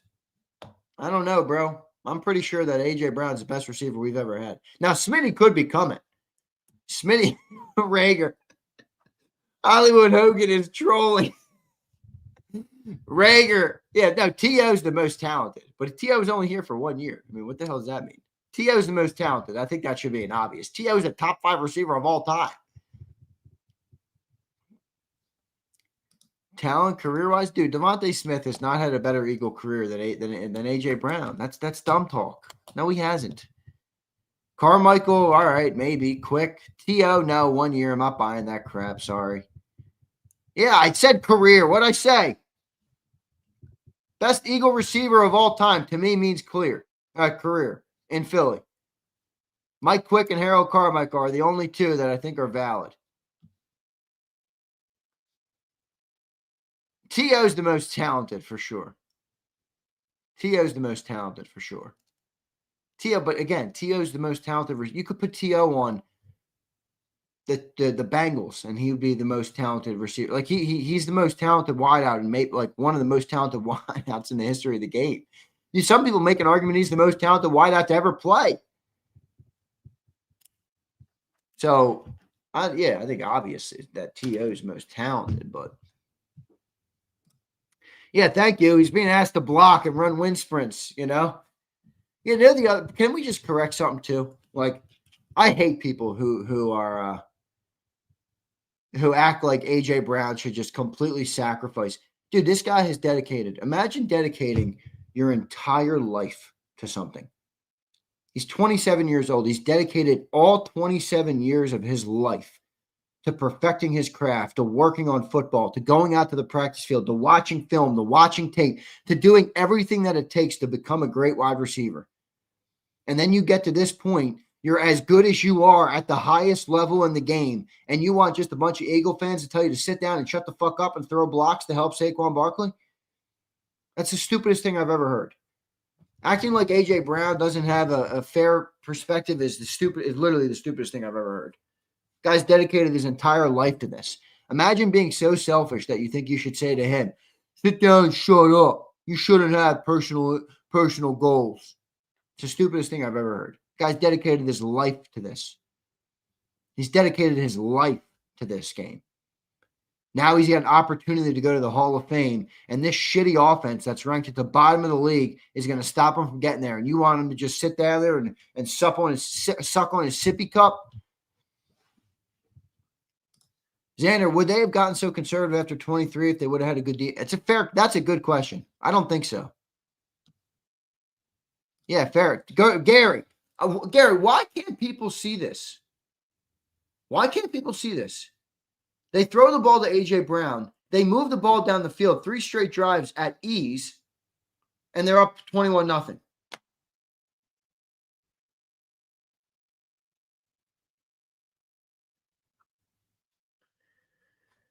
I don't know why people can't see that. Like our offense maybe looked the best it did all year when they were throwing the ball to A.J. Brown.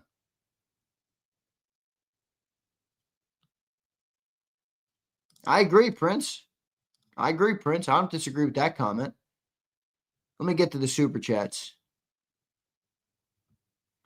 Here's Rizlo. What's up, brother? Do you think they will start using Tank more? I hope. I'm not saying a lot more, but 5 carries a game. 5 to 8 carries a game, I think is a good number. Saquon can come down from 22 to 16. I think that's fair. Saquon's not productive. It should be a merit-based league. Right now, he's not productive.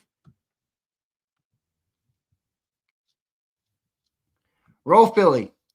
Let me tell you something.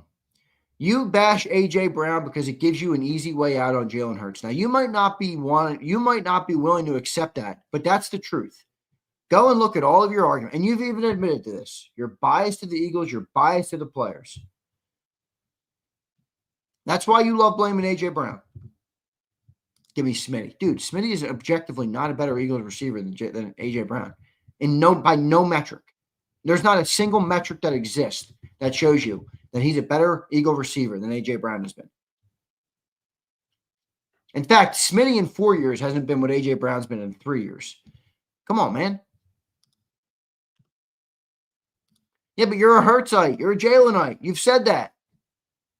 So you think if you give AJ any sort of credit, then that means you're going to have to take away from Jalen Hurts. Your thought process can't compute that.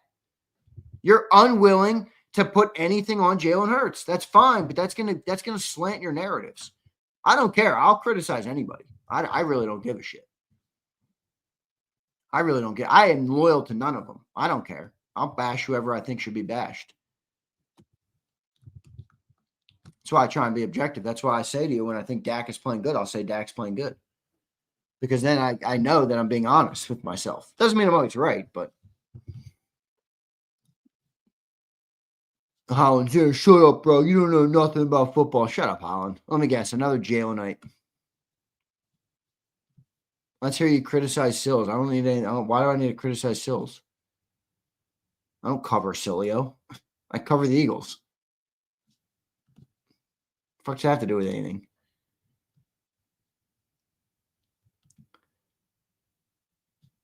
Everyone who talks on AJ isn't a Jalenite. You're deflecting. No, I'm not. No, I'm not. I'm speaking to Roll Philly specifically, who has already revealed his hand by his own comments.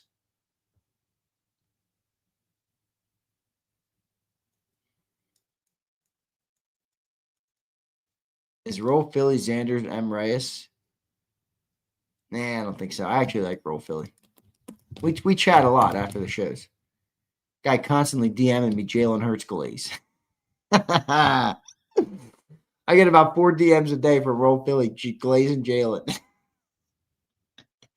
This guy's got more. You know how like people like keep stuff in the queue so they can use it? They like put the highlight bookmark stuff on Twitter so they can use it. This dude's got all the Jalen Hurts ammo. You know, he loves it. And he loves it. Yeah, Quinnen Williams destroyed the Eagles. He destroyed them. He was all over Saquon. He was all over Hurts. He was moving around offensive linemen like they were fucking not like they were traffic cones. Like they were traffic cones. Anyone who thinks AJ lost a step is a moron. Agreed. AJ didn't lose shit. We don't pass the ball, man. No receiver is going to get better in a non-passing offense. Leave the quarterback aside. We're a run-first offense. No receiver is going to thrive in that environment. Even John talks about this all the time. Devontae Smith hates this offense too. He's just not vocal about it. Underdog, I looked yesterday. You sent me one yesterday. I didn't get it, bro. Maybe it's in my spam.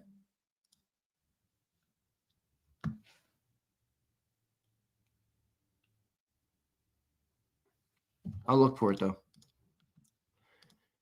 Zeke, could you see in the All-22 why AJ stopped getting targets? Was Jalen missing him? Did the defense bracket him? I didn't really look at the All-22 yet. I just saw some of the clips that people put on Twitter. I watched just the condensed game so far.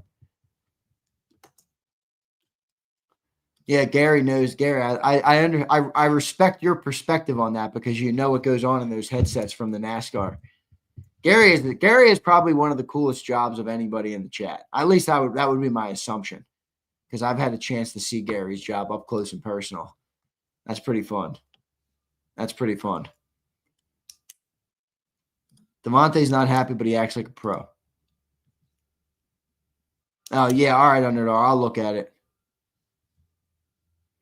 Sean, I have NFL Plus. If you go on NFL Plus, it's $15 a month, I think. I'll show you.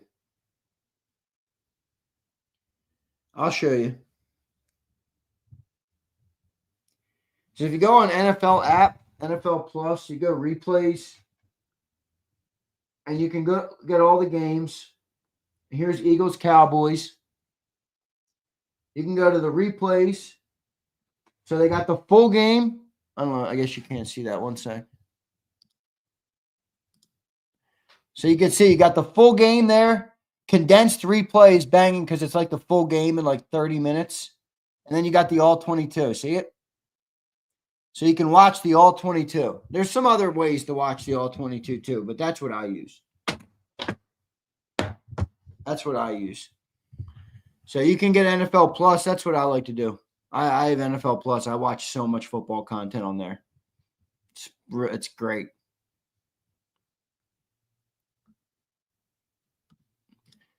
Z, I used to brag about AJ all the time. Yeah, now he's mad at Jalen Hurts, so you don't like him anymore. That's okay.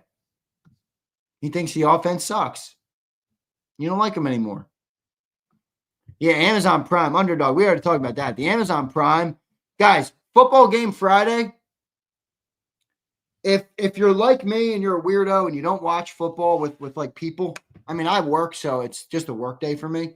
But what I do is I put the regular broadcast on the TV, and then I watch the Prime Vision, because on Amazon Prime on Friday, they have a second camera. So click through, look for their alternate broadcast, and it's called Prime Vision with Next Gen Stats. And they show you the sky cam of the football game. They highlight where receivers are lined up, all these different things. Defensive line, where pressure's coming, where the extra blitz is coming. It's really good.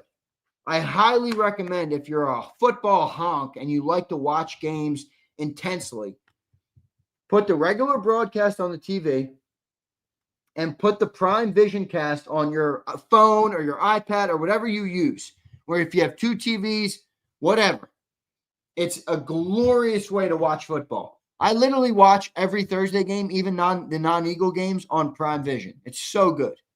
It's such a fun way to watch football because you can see everything develop. You can see the routes develop. You can see where the pressure's coming from. You can see how much time the quarterback has. You can see what he's looking at. You can even see a little bit of what his progression reads are. It's really good. It's really good. So Prime is excellent. It's my favorite when they broadcast on Prime.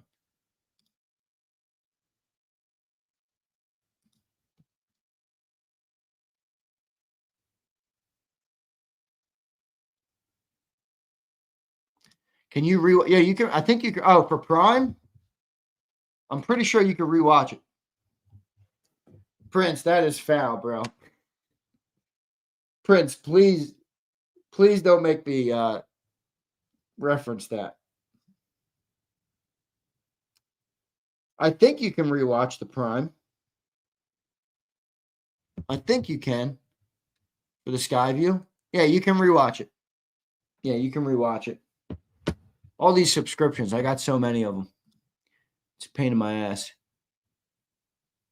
Here's JD3. What's up, JD? If Shady is right and they don't plan on extending Hurts, then why mess with the coaches? Then you're creating even more holes. Well, because I don't think they think that. I think the organization doesn't believe that the coach or the quarterback is more responsible for their success. That's what they believe with Doug and Carson. Don't you see it? I don't know why people don't see this. The organization believes they are supremely responsible for the success. Some would argue they're correct. They had Doug Peterson and Carson Wentz. They went to a Super Bowl. They won a Super Bowl. With the backup, obviously, you know the story. I don't need to rehash it. It fell apart. They fired the coach and hired Nick Sirianni. They traded the quarterback because he didn't want to play here anymore, and they brought in Jalen Hurts. They went back to 2 more Super Bowls. Don't you understand what I'm saying to you guys? People had an aneurysm yesterday because I referenced the Shady comment, and I said he might not be wrong. They might not be extending Jalen Hurts. And people immediately go to, you're mad, you're bashing the quarterback, you're a Jalen hater. It's not what I'm saying. This organization believes that they are supremely responsible. Maybe they're right for the success of the team. Not a coach, not a quarterback, not players. That's what they believe. That's what they believe. And the evidence would line up that they're correct, unfortunately. Even if you don't like that thought process, which I don't love. That is what they believe based on the evidence. They went to 2 Super Bowls with 2 different regimes. Find me another general manager in the National Football League that's taken 2 coaches and 2 quarterbacks to Super Bowls. There's not one. Newsflash. There's not one. Eventually they will. They're going to Wentz, Jalen. It might not be soon, but they're going to eventually. If Rolf Philly looked at all the facts, he would be smart enough to see that. And they'll Doug Nick Sirianni. Look, that's what this organization believes. Marcus, I just said that. They might be right. What did Dougie P do in Wentz left? What did Doug do and what did Wentz do? Both of them fell apart. The organization believes they are responsible. I don't know. It shouldn't. It honestly, I don't even need to explain this. This should explain itself. And again, Marcus, I'm not even saying it as a criticism of them. I'm just saying what their belief is. When that's your belief as an organization, you don't hitch your wagon to quarterbacks or to coaches like other teams do. The Chiefs don't believe they can move on from Mahomes and be successful ever again. The Chiefs don't believe they could fire Andy Reid and duplicate their success. The Eagles believe they could fire Nick and duplicate their success. The Eagles believe they could change their quarterback and duplicate their success. They've already done it. They've already done it. And in fact, they're better at what they do now than they were 5 years ago when they had to do this.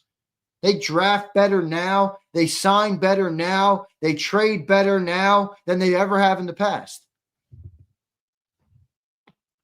You can deny that all you want, but that's the truth. And that's not a knock on anybody. That's not a knock on Nick. It's not a knock on Jalen. It's not a knock on any of them. It's just the reality of the organization. It's a good organization. They make a lot of good decisions. They're weird, but they make a lot of good decisions. And they build rosters well. And they manage the cap correctly. They have their defaults and their deficiencies, but so does everybody. Marcus says, would you rather have it this way or the Chiefs way? Well, I'd rather have it the Chiefs way, just from a sense of, I believe coaches and quarterbacks. Like that's what I'd like to be built on. But that's not what we're built on. Bob says, Xander, this organization believes the name on the front is more important than the name on the back. And they're right about that. It's an old line in Miracle. Who likes the movie Miracle? You guys all know it's my favorite movie of all time. It's one of the only movies that I watch over and over again. That and Scarface. I'm the bad guy, bitch. The name on the front is a hell of a lot more important than the one on the back. Get that through your head. Z, let me ask you this. Good question. Do you think that Hurts would be a better quarterback if they kept Doug? Personally, I do. I do. What is the status of Xander movie time? I got the notes app, and I wrote them down. I have 7 movies written down. Okay? I have 7 movies written down. And I'm missing one. I forget the one Underdog said that was based in Philly. I haven't watched one of them yet, right? I got Gangs in New York written down. True Romance written down. Boondock Saints written down. Blow written down. Book of Eli written down. And A Bronx Tale written down. Those are the movies I got written down. I haven't watched one of them yet. So, haven't watched them. What was the other one? Underdog gave me one that was from in Philly. Tea Time says, Z, but that is rare. If they do that, do we know it will work?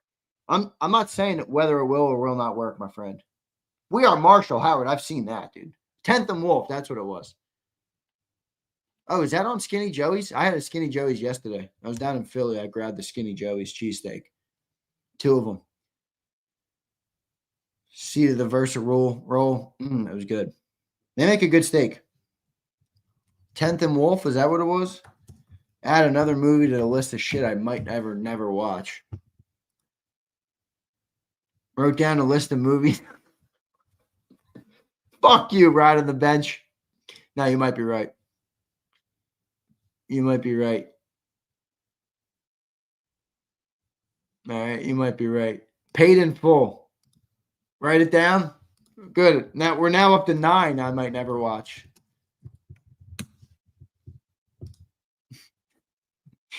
All right, enough, guys. Enough movies. Enough. Enough. Please. I probably won't watch a lot of them until the off season. I always say this every year where I'm going to watch stuff in the off season. I never watch shit. I'm not a watcher. Say, am I a procrastinator? No, I'm not. I do shit all day. I guess I procrastinate on some stuff. I'll put some stuff off. That's my ADHD in me. Put it off to the last minute. You haven't seen Blow? Today, dude. Not joking. People said that about all the other movies, too. I'll get to it. Paid in Full is a good one. Oh, good. All right. Another one. Add them to the list.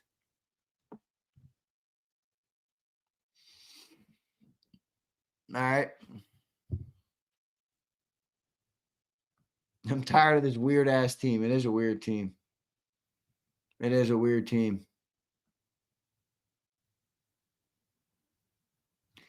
Race, do you think I get off this show and I pick my ass and wait for Cilio to start? I'm more busy in between the shows. Doing the shows, Race, is the least busy part of my day. Actually being on the air. I think it's the easiest, too. I like it.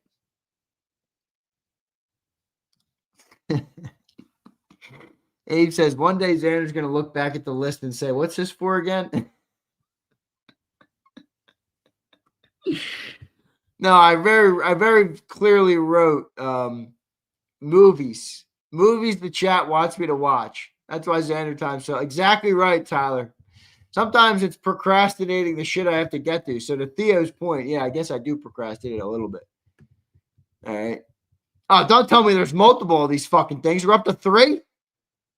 Do I have to watch 2? Is the first one good? Do I have to watch number 2 too? You should watch Titanic. I don't think I've ever seen Titanic. Movie about some love story about a ship sinking? I don't really care about that. What the fuck do I want to watch that for? I got a movie for you. Eagles Unleashed starring Scanner McKay. Uh-oh, underdog. They ain't not going to be happy with this one, underdog. All right. Oh, shit. You got to be kidding me, man.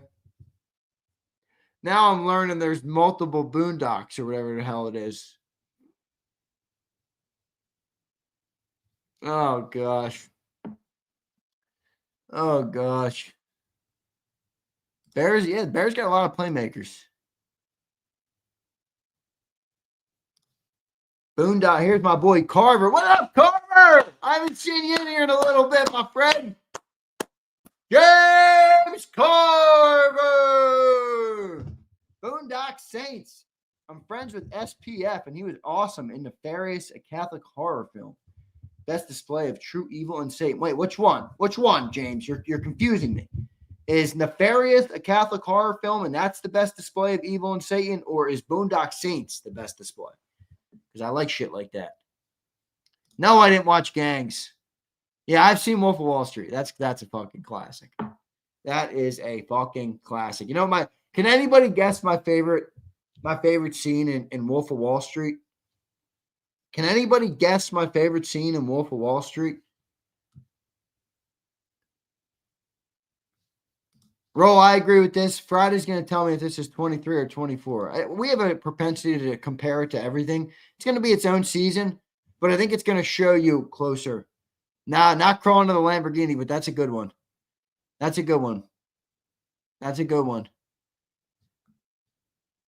Doing the coke? Nah, that's not it. I don't really care about that. I'm Not Leaving. That's a classic, but that's not where I was going. I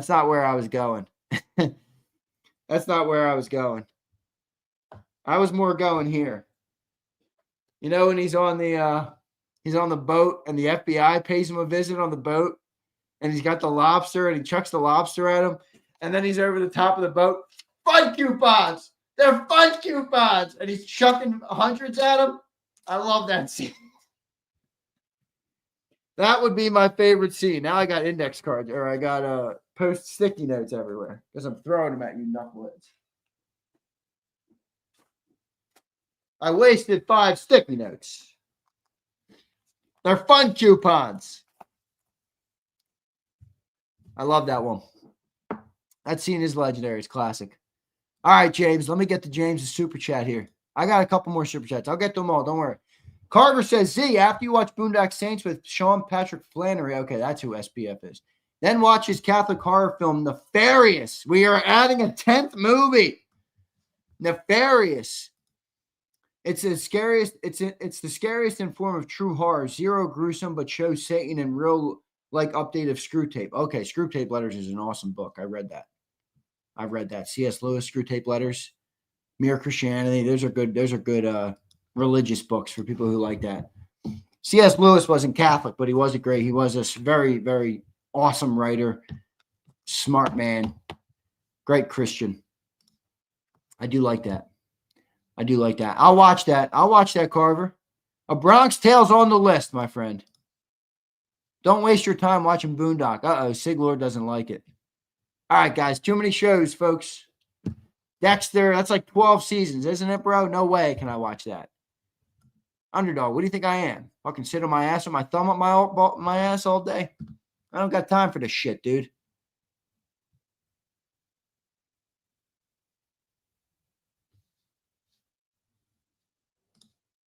I'll watch it. All right, I'll watch it. Here's Prince. What's up, Prince? Xander, which is more likely? The Eagles finding a coach who can utilize Hurts' skill set or finding another QB to win a Super Bowl for the franchise with the window of these players? Within this window, Prince, you added a major wrinkle there, which is a good question. I don't know. I mean, they've already won with this coaching quarterback. Why don't you think they can win again? I guess you're talking about more like utilizing his skill sets? I think to answer your question, well, Prince, did they utilize his skill set last year? And this is a complex question. It's a good one, Prince. It's a good question, but it's a complex one. It's a complex one because it's like they've already won with this coaching quarterback. So let's not like deny our own eyeballs.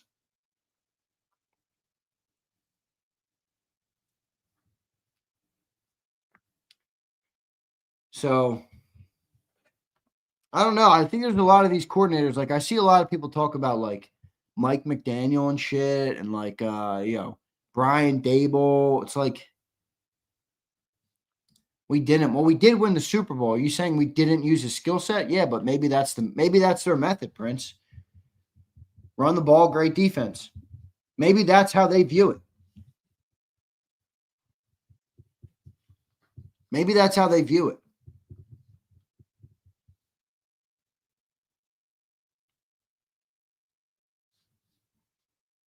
Roll Philly, we're all hotheads after the game. I was a hothead too. Don't worry.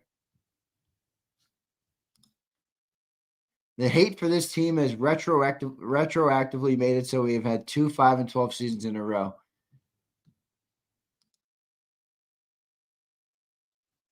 All right, we've devolved into a content show. Gary, you want a job, Gary? I can't pay you, but I'll pay you what the channel makes. You want to start a show where we analyze films and you can be the expert and I can be the newbie that watches new films and gives you my perspective? Gary, let me know. I know you're a film guy and you went to film school and all that, and you're obviously great with cameras and stuff. If you want to do that, let's do it. Start another YouTube channel. Gary, I bet you'd be good on there. I'd be down. All right, Gary, let's do it, bro. I'll try and like buy myself some hours a day. You know, if I could buy time, I would. I would take every dollar I earn and put it into that. I'd buy more time. Let me get to my supers. Jack Dwight, what's up, Jack?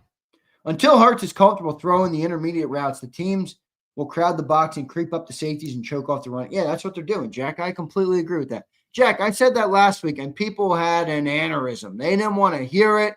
It's all Saquon. It's all the offensive line. It's all Kevin Patullo. It's all everything. I agree, Jack. I agree with you.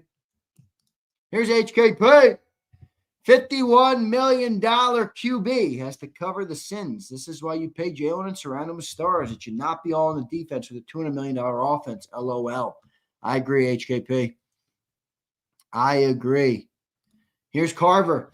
The crazy thing is now people are saying immediately sign Simmons for safety, but that would have been smart pre-deadline. It takes time to look good. I agree. Look at BJ. James, agreed. If you sign Simmons right now, he's not helping this team till week 15. He's not helping this team till week 15.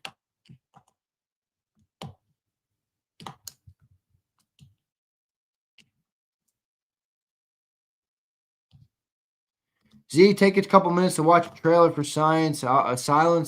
Let me add to the list. Holy shit, we're up to 11 movies, guys.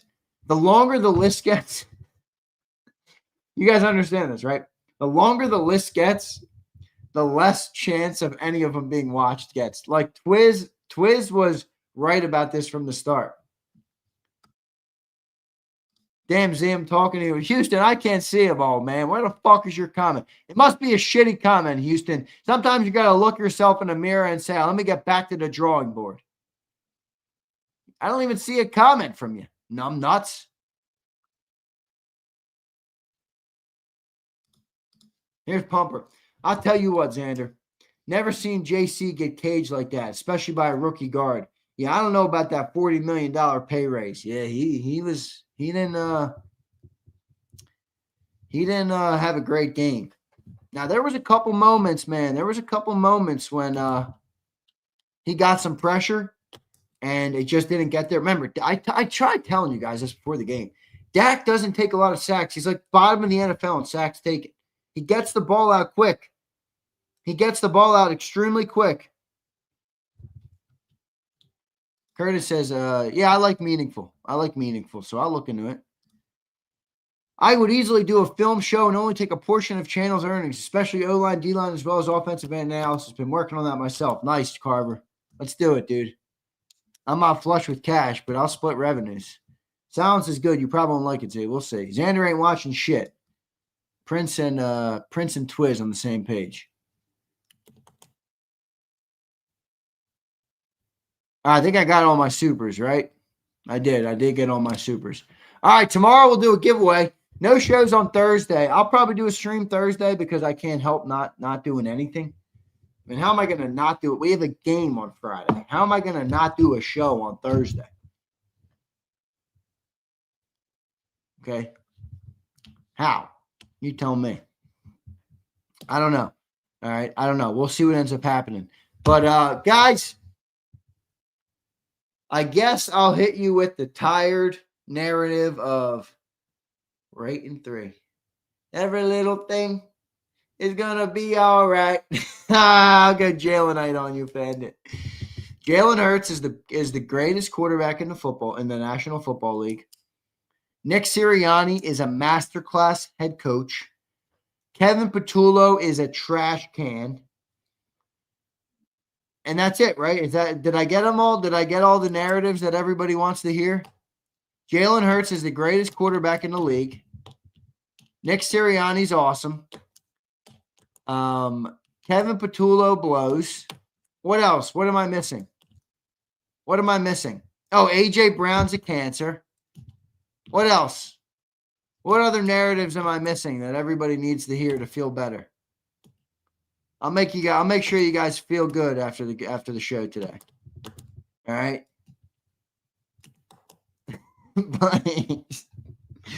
Blaze says Hurts sucks. Uh-oh. That's the other side. All right. Barkley's washed. Go Birds, dickhead. That's a good one. Xander, you said you don't lie. Sean, I do not like to lie. If I ever lie, it's not intentional. I'm telling you, I can't. I get myself into trouble. My fiance drives her crazy. You know, I'm around people and I don't lie. It's like, can you just for the sake of everybody getting along and for the sake of not upsetting the apple cart, can't you just go along with it sometimes? No, I don't go along with it. It's everyone's fault but Jalen's. JD, there you go. That's a good one. All right. Tanner is elite. All right, original. You don't watch enough movies. I'm not a movie guy, Slager. I've been telling you that for years. All right, Thea, that's a weird one. I'm not going down that road. But you're right. That's why I call him the boyfriend. People never like to criticize their boyfriend. Their boyfriend, Jalen Hurts. It's their boyfriend. That's what it is. That's what our fan base has become. Ask Roll Philly. The guy's in love with Jalen Hurts. He's got Jalen Hurts fatheads on his wall. I'm telling you right now, the guy's in love with Jalen Hurts. Roll Philly, you want the poster I got? I got the nice Jalen Hurts poster. You might like it. All right, you might like it. All right, I love all you guys. We'll do a giveaway tomorrow, a jersey giveaway tomorrow, so be present if you're not. All right, I don't know why you wouldn't be. Best show on YouTube for the Eagles is JAKIB Sports. Even all the haters will have to eventually realize that this is where you come for real Eagle sports talk. No glaze, no bullshit, no fake narratives, nothing. All right? All right, I love all you guys. See you next time, everybody. You've been listening to Birds 365, the destination for the passionate Eagles football fan who bleeds green. If it's Eagles football, we're talking about it. Debate inside the locker room and guests that are some of the greatest football minds from around the region. We hope you enjoyed the show. We know we had a blast. Make sure to like, comment, and subscribe, and we'll be back soon. But in the meantime, hook up with us on social media at JAKIB Sports. See you next time on Birds 365.